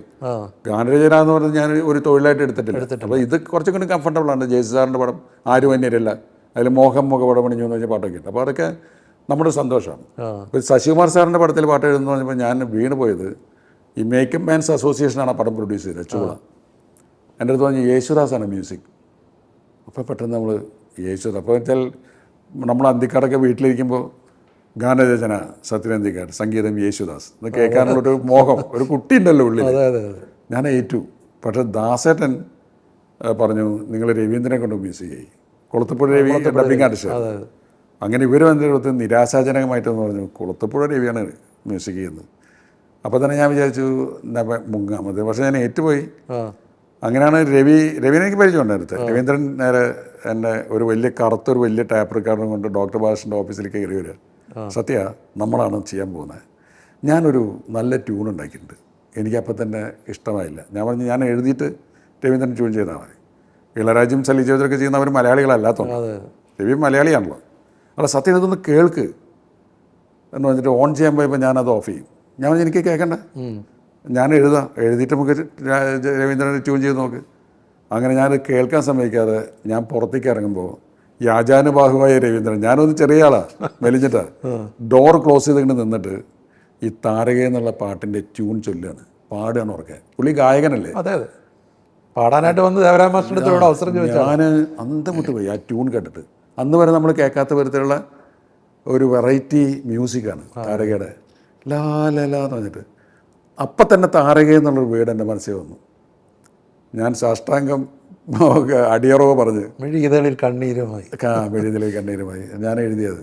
രവീന്ദ്രൻ എന്നുള്ളൊരു പ്രതിഭയെ ഞാൻ തിരിച്ചറിയാൻ വൈകിയതാണ്. അതാണ് ചില പേരുകൾ കൂടി, അതായത് ഉർവശി. എന്താണ് ആ നടിയെക്കുറിച്ച്? ഉർവശി എന്നെ അത്ഭുതപ്പെടുത്തിയ പെർഫോമറാണ്. പൊന്മുട്ടയുടെ താറാവ് എന്നുള്ള സിനിമയിലാണ് ഉർവശി ആദ്യമായിട്ട് എന്നെ എടുത്താക്കിയിരിക്കുന്നത്. അപ്പോൾ ആ പടത്തിൽ കുറച്ച് സീൻസ് കഴിഞ്ഞപ്പോൾ ഞാൻ KPSL ഇതിനെ വിളിച്ച് പറഞ്ഞു, ഉർവശി നമ്മൾ കാണുന്ന പോലെ ഒരു ചെറിയ മീനല്ല കേട്ടോ, കാര്യം എന്ത് പറയുമ്പോഴും ആ പറയുന്നതിനേക്കാൾ അപ്പുറത്ത് പെർഫോം ചെയ്ത് കാണിക്കുകയാണ്. അപ്പോൾ എന്നെ അത്ഭുതപ്പെടുത്തിയ ഇതാണ്. അതുകൊണ്ടാണ് പിന്നെ ഉടനെ മഴവിൽക്കാവടിയിൽ ശരിക്കും പറഞ്ഞാൽ കുറച്ച് സീൻസേ ഉള്ളൂ, ഒരു തങ്കത്തോണി എന്നുള്ള പാട്ടും അതിൽ സ്റ്റേറ്റ് അവാർഡാണ്. അപ്പം അത് ഇപ്പോൾ ഈ മോഹൻലാലിനെ പറ്റി പറഞ്ഞ പോലെ നമ്മളൊരു കഥാപാത്രം അവരവതരിപ്പിക്കുന്നത് കാണുമ്പോൾ നമ്മൾ പോലും അത്ഭുതപ്പെട്ടു പോകുന്ന വിധത്തിലാണ്. ഇപ്പോൾ ഹൃദയപൂർവ്വം എന്നുള്ള സിനിമയിൽ മോഹൻലാൽ അഭിനയിക്കുന്ന ഒരു സീനുണ്ട്. അത് സിനിമ കാണുമ്പോൾ ലാലിൻ്റെ പാസ്റ്റ് പറയുന്നൊരു സീനുണ്ട്. ലെങ്തി ഷോട്ടാണ്, ഞാനത് കട്ട് ചെയ്തില്ല അധികം. ശരിക്കും പറഞ്ഞാൽ കട്ട് ചെയ്ത് എടുക്കാവുന്ന ഒരു സീനാണ്. പക്ഷേ മോഹൻലാലാണല്ലോ നിൽക്കുന്നത്. അപ്പോൾ ആ സിനിമയിൽ ലാലിൻ്റെ ഒരു ചെറിയ പാസ്റ്റ് ഈ മാളവിയുടെ അടുത്ത് പറയുന്നൊരു സീൻ, അത് കാണുമ്പോൾ വാച്ച് ചെയ്യാം. ആ ലെങ്തി ഷോട്ട് പുള്ളി അഭിനയിക്കുന്നത് കണ്ടിട്ട് നമ്മൾ ഞെട്ടിപ്പോവാണ്. പെർഫോം ചെയ്യുന്നത് കണ്ട്. ഇത് ലൈവ് സൗണ്ടും കൂടിയാണ്. ഈ സിനിമ സിങ് സൗണ്ടാണ്, ഡബ്ബിംഗ് അല്ല. ആ സ്പോണ്ടേനിയസ് ആ സമയത്തുള്ള സൗണ്ടാണ്. അതുപോലെ ഉർവശി അഭിനയിക്കുന്നത് കാണുമ്പോൾ നമ്മൾ അത്ഭുതപ്പെട്ടു പോകാം. ഇന്ത്യൻ സിനിമയിലെ കല്യാണമന്ത്രമൊക്കെ ചെയ്യുമ്പോൾ കാഞ്ചന തന്നെയാണല്ലോ. നമുക്കത് ഏറ്റവും വലിയ സന്തോഷം ഉണ്ടാകുന്നതാണ്. അതുപോലെ അച്ഛൻ്റെ അമ്മ ശരിക്കും പറഞ്ഞാൽ ഒരു വലിയ ഗ്യാപ്പിന് ശേഷമാണ്. പക്ഷെ അവർക്ക് ഏറ്റവും നല്ല റോളുകൾ കൊടുക്കാൻ പറ്റും. അതെ. അഭിനയം നിർത്തിപ്പോയിട്ട് 8 കൊല്ലത്തിന് ശേഷം ഉർവശി അഭിനയിക്കുന്ന സിനിമയാണ് മറ്റേ അച്ഛൻ്റെ അമ്മ. അപ്പോൾ എന്താ വെച്ചാൽ ആ കഥ ആ കഥ കേട്ട് കഴിഞ്ഞോണ്ട്, രാജേഷ് ജയറാമൻ എന്ന് പറഞ്ഞൊരു എൻ്റെ ചെറുപ്പക്കാരൻ, നമ്മുടെ കൂട്ടുകാരൻ്റെ കഥയാണ്. ആ കേട്ട് കഴിഞ്ഞോണ്ട് എൻ്റെ മനസ്സിൽ വന്ന കാസ്റ്റിംഗ് ഉർവശി ആൻഡ് മീര ജാസ്മിനാണ്. പക്ഷേ ഉർവശി അഭിനയിക്കുന്നില്ല. പക്ഷേ ഉർവശി എൻ്റെ പടങ്ങളിൽ 2 പടത്തിലും സ്റ്റേറ്റ് അവാർഡ് കിട്ടിയ ആളാണ്, എല്ലാ പടങ്ങളിലും ഉണ്ടായിരുന്ന ആളാണ്. ഞാൻ ഉർവശിനെ വിളിച്ചു എങ്ങനെയെങ്കിലും ഒന്ന് ഇതിലേക്കൊന്ന് വീഴ്ത്താൻ വേണ്ടി. അപ്പോൾ ഉർവശി ആദ്യം പറഞ്ഞത് മോളൊന്ന് വലുതാവട്ടെ എന്ന് പറഞ്ഞിട്ട് മാറി നിൽക്കായിരുന്നു. അപ്പോൾ എൻ്റെ അടുത്ത് പറഞ്ഞു, സത്യേട്ടൻ വാ മദ്രാസിലേക്ക്, എന്നിട്ട് നമുക്ക് നേരിട്ട് സംസാരിക്കാം. അപ്പോൾ എനിക്കൊരു ചെറിയ പ്രതീക്ഷയായി. അഭിനയരംഗത്തേക്ക് വന്നിട്ടില്ല രണ്ടാമത്. ഞാൻ ഉർവശിയുടെ അവിടെ ഫ്ലാറ്റിൽ പോയി നേരിട്ട് കണ്ടിട്ട് തുടക്കത്തിൽ ഞാൻ പറയുന്നത് ഈ കഥ ഇൻട്രസ്റ്റിംഗ് ആയിട്ടുള്ള കഥയായിട്ട് എനിക്ക് തോന്നി. പക്ഷേ ഉർവശി മീര ജാസ്മിൻ്റെ അമ്മയായിട്ട് അഭിനയിക്കണം. അതായത് 8 കൊല്ലം മുമ്പ് നായികയായിട്ട് മാത്രം അഭിനയിച്ചിരുന്ന ആളാണ്. ഉർവശി പറഞ്ഞ ഒരു ഡയലോഗാണ്, സത്യേട്ടൻ്റെ സിനിമയാണെങ്കിൽ ഞാൻ സുകുമാരി ചേച്ചിയുടെ അമ്മയായിട്ട് അഭിനയിക്കാം. അതൊരു വലിയ അതൊരു കോൺഫിഡൻസാണ്. കോൺഫിഡൻസാണ്. ഞാൻ പലരോടും പറയും, അത് എന്നിലുള്ള വിശ്വാസമാണ്. ഞാൻ അഭിനയിക്കാൻ റെഡിയാണ്. സത്യേട്ടൻ്റെ സിനിമയാണെങ്കിൽ ഞാൻ സുകുമാരി ചേച്ചിയുടെ അമ്മയായിട്ട് അഭിനയിക്കും എന്ന് പറഞ്ഞു. അങ്ങനെയാണ് ഉർവശി അതിൽ അഭിനയിക്കാൻ. അതിൽ ദേശീയ അവാർഡ് കിട്ടിയില്ലേ? നാഷണൽ അവാർഡാണ്. അന്ന് അത് സഹനടിയായിട്ട് ഒതുക്കി ഇന്നത്തെ. അതെ അതെ അതെ. അതിലാ ഇംഗ്ലീഷ് പറയുന്ന സീനൊക്കെ ഇല്ലേ, എന്താണ് അതൊക്കെ ഫസ്റ്റ് ടേക്കാണ്. അതുപോലെ മീര ജാസ്മിനും ഒരു വലിയ കലാകാരി അല്ലേ? അതെ അതെ. അവരും അവർക്കും ഇഷ്ടം നല്ല റോളുകൾ നൽകിയല്ലോ. അതെ അതെ. മീര ജാസ്മിൻ വിനോദയാത്രയിലും രസതന്ത്രത്തിലൊക്കെ മീര ജാസ്മിൻ ഇത് എൻ്റെ സിനിമയിൽ വരുമ്പോൾ ഒരു പടത്തിൽ വരാനേ ബുദ്ധിമുട്ടുള്ളൂ. വന്നു കഴിഞ്ഞാൽ പിന്നെ അവർ നമ്മളെ ഫാമിലി മെമ്പറായി മാറും. ഇപ്പോഴും നമ്മൾ ഒറ്റ വിളിയുടെ പുറത്ത് അവർ വരും. നമുക്കൊരു ഒരു റോൾ ചെയ്യണമെന്ന് പറഞ്ഞാൽ ദുബായിൽ നിന്നായാലും ഏത് ലോകത്തു നിന്നായാലും ഇവരൊക്കെ വന്നിരിക്കും. അത് നമ്മളോടുള്ള വിശ്വാസം, പിന്നെ അവരോട് നമ്മുടെ പെരുമാറ്റം. സത്യേട്ടൻ്റെ ഇപ്പോൾ ഒരു നടൻ്റെയോ ഒരു നടിയുടെയോ കാൾ ഷീറ്റ് കിട്ടാൻ ഒരു ബുദ്ധിമുട്ടും ഇല്ല ഇപ്പോഴും. ഇല്ല അതൊരു വലിയ അനുഗ്രഹം. കിട്ടാൻ ബുദ്ധിമുട്ടില്ല. ഇപ്പോൾ ആൾക്കാർ നിർമ്മാതാക്കളായി മാറുന്ന കാലത്ത് പോലും സത്യേട്ടൻ്റെ ആഴയ്ക്ക് ചിന്തിക്കേണ്ട കാര്യം ഇല്ല. അതൊരു വലിയ ഭാഗ്യത്തിനേക്കാൾ ഉപരിയായിട്ട് നമ്മൾ ഉണ്ടാക്കിയെടുത്ത ഒരു ഇതാണ് സിനിമയോട് നമ്മൾ കാണിക്കുന്ന ഒരു സമർപ്പണമാണ്. അതോടെ ഒരു ക്രെഡിബിലിറ്റി. അതിപ്പോൾ ഈ ഉർവശി പറഞ്ഞ പോലെയാണ്. ഇപ്പം മോഹൻലാൽ എന്തുകൊണ്ടാണ് കഥ കേൾക്കാതെ അഭിനയിക്കാൻ തയ്യാറാവുന്നത്? പലരും സ്ക്രിപ്റ്റ് കൊണ്ട് വായിച്ചിട്ട് പോലും പുള്ളി പിന്നെയാണ് ചെയ്യുന്നുള്ളൂ. പക്ഷേ ഞാൻ ലാലിന് വെച്ചൊരു സാധനം ചെയ്യുന്നു, ഇങ്ങനെയാണ് 20ാമത്തെ സിനിമയാണ് എന്നെങ്കിൽ തന്നെയും അപ്പോൾ അതിൻ്റെ ഒരു കോൺഫിഡൻസ് ഉണ്ട്. പിന്നെ ഞങ്ങൾ ഒന്നിച്ച് ചെയ്യുമ്പോൾ ഉണ്ടാകുന്ന ഒരു സന്തോഷം, മോഹൻലാലും ഞാനും കൂടി വർക്ക് ചെയ്യുമ്പോൾ ഉണ്ടാകുന്ന അതാണ് അതിൻ്റെ ഒരു ത്രില്ല്, എൻജോയ്മെൻറ്റ്. അതുവരെ ഭയങ്കര എൻജോയ്മെൻ്റ് ആണല്ലോ. നമ്മൾ ഷൂട്ടിംഗ് ഇപ്പോൾ പിൻഗാമി എന്നുള്ള സിനിമ മോഹൻലാൽ പ്രൊഡ്യൂസ് ചെയ്തതാണ്. അതിൻ്റെ സിനിമ ഷൂട്ടിംഗ് നടക്കുമ്പോൾ ഒരു പതിവ് പാറ്റേണിൽ നിന്ന് മാറിയ പടമാണ്. അന്നത്തേക്കാൾ കൂടുതൽ ആൾക്കാർ ഇന്നാണ് സിനിമ എൻജോയ് ചെയ്യുന്നത്. അല്ല, അതിൽ ഞാനത് ചോദിക്കാൻ വന്നത്, അതായത് ജഗതി ശ്രീകുമാർ എന്നുള്ള നടൻ ആദ്യകാലത്തുള്ള സിനിമകളിലെല്ലാം ഉണ്ടായിരുന്നു. പിൻഗാമിയിൽ ആദ്യ ചിത്രം തൊട്ടുണ്ട്, പിൻഗാമിയിലും ഉടനീള റോളാണ്. പക്ഷെ ജഗതിയുടെ ഒരു അഭാവം ഇപ്പോഴത്തെ അത് മലയാള സിനിമയെ വല്ലാതെ ബാധിച്ചില്ലേ? അല്ലേ? ബാധിച്ചിട്ടുണ്ട്. കാര്യം ഏത് സിനിമയായാലും ആ സിനിമയിൽ ജഗതി നന്നാവുമായിരുന്നു. അതാണ് നമുക്ക് ജഗതി എന്നുള്ള നടനെ ഒരിക്കലും സ്റ്റൈലായിട്ട് മാറിപ്പോകില്ലായിരുന്നു. ഇല്ല. ഇപ്പോൾ പൊന്മുട്ട താറാവിൽ പുള്ളി വിളിച്ചപ്പാടാണ്. അപ്പോൾ ആ കഥാപാത്രത്തിനോട് പുള്ളി കാണിക്കുന്ന ഒരു സമർപ്പണമുണ്ട്. ഇപ്പം ഞാൻ അതിൽ ഈ പവിത്രൻ ജയറാം ഉർവശിയും കൊണ്ട് കുട്ടിയെയും കൊണ്ട് വീട്ടിലേക്ക് പിണങ്ങി വരുമ്പോൾ ഗ്രാമം മുഴുവൻ പിന്നാലെ കൂടും. ചായപ്പടി നിന്ന് മാമുക്കോയ കയറും, ഒടുവിലുണ്ണേഷൻ കയറും, ശങ്കരാടി കയറും, അങ്ങനെ ജഗതി ശ്രീകുമാറും കയറി വരും. അപ്പോൾ ഷോട്ട് എടുക്കുന്ന സമയത്ത് ജഗതി ശ്രീകുമാറിൻ്റെ കയ്യിലൊരു ചാക്ക്. ഞാൻ ചെറുതാണ് ജഗതി അല്ല വെളിച്ചപ്പാട് ചില സ്ഥലത്ത് നിറയ്ക്കാൻ പോയിട്ടുണ്ടാവും. അപ്പോൾ അവിടെ നിന്ന് കിട്ടിയ നെല്ലും സാധനങ്ങളൊക്കെ ആയിരിക്കാം പുള്ളി പറയാൻ, ഞാൻ പറഞ്ഞിട്ടല്ല. എന്നിട്ട് ചെയ്തിരിക്കുന്നത് ഈ യൂണിറ്റ് ബോയ്സിൻ്റെ ട്രോളി ട്രാക്കിൻ്റെ ആപ്പ് മരക്കഷ്ണങ്ങൾ ഇടുന്ന ചാക്കില്ലേ, ആ ചാക്ക് വാങ്ങിച്ച് തൊള്ളിട്ടിരിക്കുകയാണ്.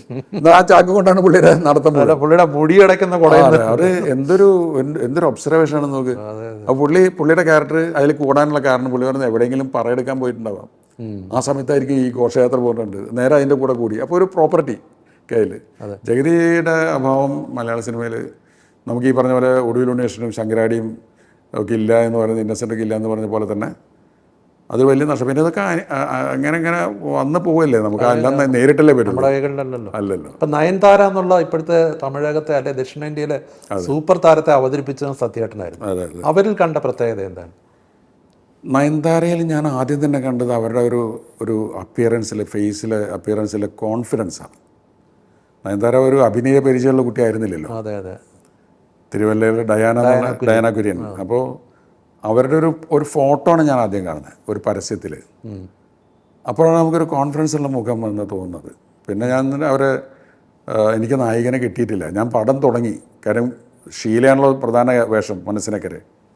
നായികർക്ക് ആരെങ്കിലും വരും എന്ന് വിചാരിച്ചിട്ട് ഒരു പുതിയ ആളുണ്ടായാൽ നല്ല, കാര്യം ഷീല ഇപ്പുറത്ത് നിൽക്കുന്നതുകൊണ്ട് വളരെ പ്രസിദ്ധമായ ഒരു നായിക അപ്പുറത്ത് വേണ്ടെന്ന് എനിക്ക് തോന്നിയിരുന്നു. ഷീലയാണ് ഞാൻ പ്രൊജക്റ്റ് ചെയ്യുന്നത്. അപ്പോൾ പുതുമുഖം ഉണ്ടായാൽ നല്ലതാണ്. അങ്ങനെ പുതിയ ട്രൈ ചെയ്ത് കിട്ടുന്നില്ല പലരും, പല കാരണങ്ങൾ. ഈ ഫോട്ടോ കണ്ടപ്പോൾ ഞാൻ അന്ന് മണർകാട് മാത്യുവാണ് വനിതയുടെ എഡിറ്റർ. ഞാൻ മണർകാട് മാത്യുവിനെ വിളിച്ചപ്പോൾ മണർകാട് പറഞ്ഞു എനിക്ക് പരിചയമുള്ള കുട്ടിയാണ്. അവരുടെ വനിതയുടെ കവർ പേജ് വന്നു. അപ്പോൾ ഞാൻ കണ്ടത് ഒരു പരസ്യത്തിലായിരുന്നു, ശലഭസുന്ദരി എന്ന് പറഞ്ഞൊരു പരസ്യത്തിനാണ്, വനിതയിലെ വന്ന പരസ്യം. അപ്പോൾ പുള്ളിയിടയ്ക്ക് നിന്ന് നമ്പർ വാങ്ങിച്ചിട്ട് ഞാൻ വിളിച്ചു. ഞാനത് നയൻതാരയുടെ ഡോക്യുമെൻ്ററിയിൽ പറഞ്ഞിട്ടുണ്ടത്. അപ്പോൾ നയൻതാര ആദ്യം ഹലോ ഞാൻ സത്യനന്ദിക്കാടാണ്, ഞാൻ സാറിനെ തിരിച്ചു വിളിക്കാം, കാരണം ഇത് ആരെങ്കിലും പറ്റിക്കുകയാണെന്നാണ് പുള്ളി വിചാരിച്ചത്. എന്നെ തിരിച്ചു വിളിച്ച് അപ്പോൾ എൻ്റെ അടുത്ത് പറഞ്ഞു ഞാൻ അഭിനയിച്ചിട്ടില്ല ഇതുവരെ, ഞാൻ പറഞ്ഞു എനിക്കൊന്ന് കണ്ടാൽ കൊള്ളാമെന്നുണ്ട്, അച്ഛനോടും അമ്മോടും കൂടിയിട്ടൊന്ന് പറ്റിയ വരുമെന്ന് വെച്ചാൽ ഞാൻ ഷൊർണ്ണൂർക്ക് പട്ടാമ്പിയിലായിരുന്നു ഷൂട്ടിങ്. അങ്ങോട്ട് വന്നു നല്ല കോൺഫിഡൻസ് ഉള്ള ഫേസൊക്കെയാണ്. അപ്പോൾ ഞാൻ കുറച്ച് ഷോർട്സൊക്കെ എടുത്തു ചുമ്മാ നോക്കി. അത് കഴിഞ്ഞിട്ട് ഒരു 4 ദിവസത്തിന് ശേഷമാണ് ഞാൻ ഈ കുട്ടി തന്നെ ചെയ്താൽ മതിയെന്ന് തീരുമാനിക്കുന്നത്. ഞാൻ വിളിച്ചപ്പോൾ എൻ്റെ അടുത്ത് പറഞ്ഞു ഞാൻ വരുന്നില്ല. ഞാൻ പറഞ്ഞു എന്താണ്? അപ്പോൾ പറഞ്ഞല്ല വീട്ടിലെ ചില ബന്ധുക്കൾക്ക് താല്പര്യമില്ല സിനിമയിൽ അഭിനയിക്കുന്നത്. അപ്പോൾ ഞാൻ പറഞ്ഞു എനിക്കെന്ന് വെച്ചാൽ ഈ ക്യാരക്ടറിൻ്റെ മുഖമായിട്ട് ഇവൾ വളരെ മാച്ച് ചെയ്യുന്നതായിട്ട് ഫീൽ ചെയ്തു, ഗൗരി ആയിട്ട്. അപ്പോൾ ഞാൻ പറഞ്ഞു ഡയാനിക്ക് ഇഷ്ടമാണോ അഭിനയിക്കാൻ? അതെ. അച്ഛനമ്മയ്ക്ക് വിരോധമുണ്ടോ? ഇല്ല. വാ ഇങ്ങോട്ട്. അങ്ങനെ നിർബന്ധപൂർവ്വം വന്നത്തെ വരവ് അങ്ങോട്ട് മൊത്തം ഇന്ത്യ മുഴുവൻ നന്നായിട്ട് പൊലിച്ചു അല്ലേ? അതെ, അതൊക്കെ അവരുടെ കഴിവ് കേട്ടോ. ഇന്ന് അവരുമായിട്ട് കോണ്ടാക്ട് ഉണ്ടോ? കോണ്ടാക്ട് ഉണ്ട്, ഇടയ്ക്ക് വിളിക്കും. ആ ഒരു ഫ്രീഡം ഉണ്ട് എന്നോട്. ഞാനൊരിക്കലും ഈ കൂടുതൽ സ്വാതന്ത്ര്യം മിസ്യൂസ് ചെയ്യാറില്ലാത്ത ഒരാളാണ്. ഈ ഞാൻ എൻ്റെ പടത്തിൽ കൂടെ വന്നു എന്നുള്ളതുകൊണ്ട് ഞാൻ വീണ്ടും പടങ്ങളിലേക്ക് വിളിക്കുകയോ അല്ലെങ്കിൽ എന്നും വിളിച്ച് അങ്ങനെയൊന്നുമില്ല. അത് ആ സിനിമയിൽ അഭിനയിക്കാൻ അവർ നന്നായിരുന്നു. പിന്നെ അവർ വളർച്ച മുഴുവൻ അവരുടെ കഴിവുകൊണ്ടാണ്. അവരെ കുറിച്ച് പറയാറുണ്ട് ആദ്യകാല പരിചയമൊന്നും കാണിക്കാറില്ല, അങ്ങനെയുള്ള ഒരാളല്ല. അല്ലല്ല, കല്യാണത്തിന് തന്നെ എൻ്റെ അടുത്ത് ഞാൻ ടിക്കറ്റ് അയച്ചാൽ ഞാൻ ടിക്കറ്റ് അയക്കണ്ട, ഞാൻ വന്നോളാന്ന് പറഞ്ഞു. മനസ്സിലായി. ആകെ 200 പേരുണ്ടായിരുന്നുള്ളൂ കല്യാണത്തിന് അന്ന്. അതിൽ എന്നെ വിളിച്ചിരുന്നു. കേരളത്തിൽ നിന്ന് എനിക്ക് തോന്നുന്നു ഞാനും ഡയറക്ടർ സിദ്ദിഖാണ് അന്നുണ്ടായിരുന്നത്. സിദ്ദിഖാന്ന് വന്നില്ല, കല്യാണത്തിന് വന്നില്ല. പിന്നെ ദിലീപ് ഉണ്ടായിരുന്നു അന്ന്. വേറെ അധികം ആൾക്കാരൊന്നും വിളിച്ചിട്ടുണ്ടായിരുന്നില്ല. അപ്പോൾ ആ ഒരു സ്നേഹം എപ്പോഴും കാണിക്കാറുണ്ട്. എപ്പോഴെങ്കിലും ഇപ്പോൾ അനൂപിൻ്റെ വരനെ ആവശ്യമുണ്ടെന്നുള്ള സിനിമ കണ്ടിട്ട് എന്നെ വിളിച്ചിട്ട് പറഞ്ഞാൽ അവനൊന്ന് ഫോൺ കൊടുക്കണം, എനിക്ക് അവനോട് സംസാരിക്കണം. അത് ഞാൻ അവന് ഫോൺ കൊടുത്ത് അവനോട് സംസാരിച്ചു. പിന്നെ ഒരിക്കൽ ഒരു സിനിമ ഷൂട്ടിന് ഇറങ്ങുമ്പോൾ അതിൻ്റെ തൊട്ടടുത്ത് നയൻതാര വേറെ പടത്തിന് വന്നിരിക്കുന്നു. അവിടുന്ന് ഞാനിവിടെ ഉണ്ടെന്ന് പറഞ്ഞിട്ട് ഓടി വന്ന് നമ്മുടെ അടുത്തേക്ക്. അങ്ങനെയൊക്കെയുള്ള പക്ഷേ അത് നമ്മളെന്താ വെച്ചാൽ നമ്മളതൊരിക്കലും മിസ്യൂസ് ചെയ്യുന്നില്ല. ഉള്ള സ്വാതന്ത്ര്യം അവിടെ അപ്പോൾ അവർക്കറിയാം. അപ്പോൾ അന്ന് എൻ്റെ അടുത്ത് പുള്ളി മെസ്സേജ് അയച്ചിട്ട് എനിക്ക് ഞാൻ വന്ന് പോയിട്ട് താങ്കളാണ് എനിക്ക് ഇങ്ങനെ ഒരു വലിയ ലോകത്തിൻ്റെ ഡോറ് തുറന്നത്, ഞാൻ കണ്ടിട്ടുള്ള ഏറ്റവും എനിക്ക് വളരെ ബഹുമാനമുള്ള ഒരാളാണ്, നിങ്ങൾ ആഗ്രഹിക്കുന്ന പോലെ അഭിനയിച്ച് വളരാൻ പറ്റുമെന്ന് എനിക്ക് അറിഞ്ഞൂടാ, ഞാൻ അതിന് ട്രൈ ചെയ്തുകൊണ്ടിരിക്കുകയാണ് എന്നൊക്കെ പറഞ്ഞിട്ടൊക്കെ നല്ല ഒരു മര്യാദയുള്ള പെൺകുട്ടിയാണ്. അത് ഞാൻ കണ്ട പ്രത്യേകത ഒരു കോൺഫിഡൻസ് ഉള്ള ഫേസ്. ആ കോൺഫിഡൻസ് തന്നെയാണ് നയൻതാരനെ ഉയർത്തിയിരിക്കുന്നത്. സിദ്ദിഖ് എന്നുള്ള നടൻ, സിദ്ദിഖ് ശരിക്കും പറഞ്ഞാൽ നമ്മൾ ഗോപിച്ചേട്ടൻ്റെയും നെടുമുടി വേണുവിലേക്കും മുന്നേ കമ്പയർ ചെയ്യാവുന്ന ഒരു നടനാണ്. അങ്ങനെ അത് സിദ്ദിഖിൻ്റെ അഭിനയിച്ചുള്ള ഒരു വളർച്ചയാണ്, ഭയങ്കരമായ വളർച്ച. അപ്പോൾ മോഹൻലാൽ നമുക്ക് ആദ്യത്തെ സിനിമ തൊട്ട് നമ്മളത് കണ്ടെത്തി.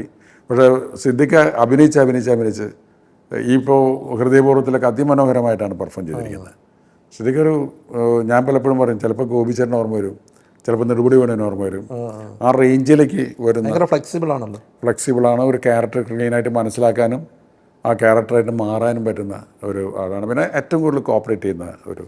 ഇപ്പോൾ ഈ ഹൈക്കോടതി ജഡ്ജി PV കുഞ്ഞികൃഷ്ണൻ്റെ ഒരു നിരീക്ഷണം, അത് കഴിഞ്ഞ ആഴ്ച വന്ന വാർത്തയാണ്. അതായത് ഒരു കൊല്ലത്തുള്ള ഒരു അമ്മയ്ക്ക് ജീവനാംശം കൊടുക്കുന്നതിനുള്ള കുടുംബ കോടതി വിധിയെ എതിർത്തുകൊണ്ട് മകൻ അപ്പീൽ പോയി.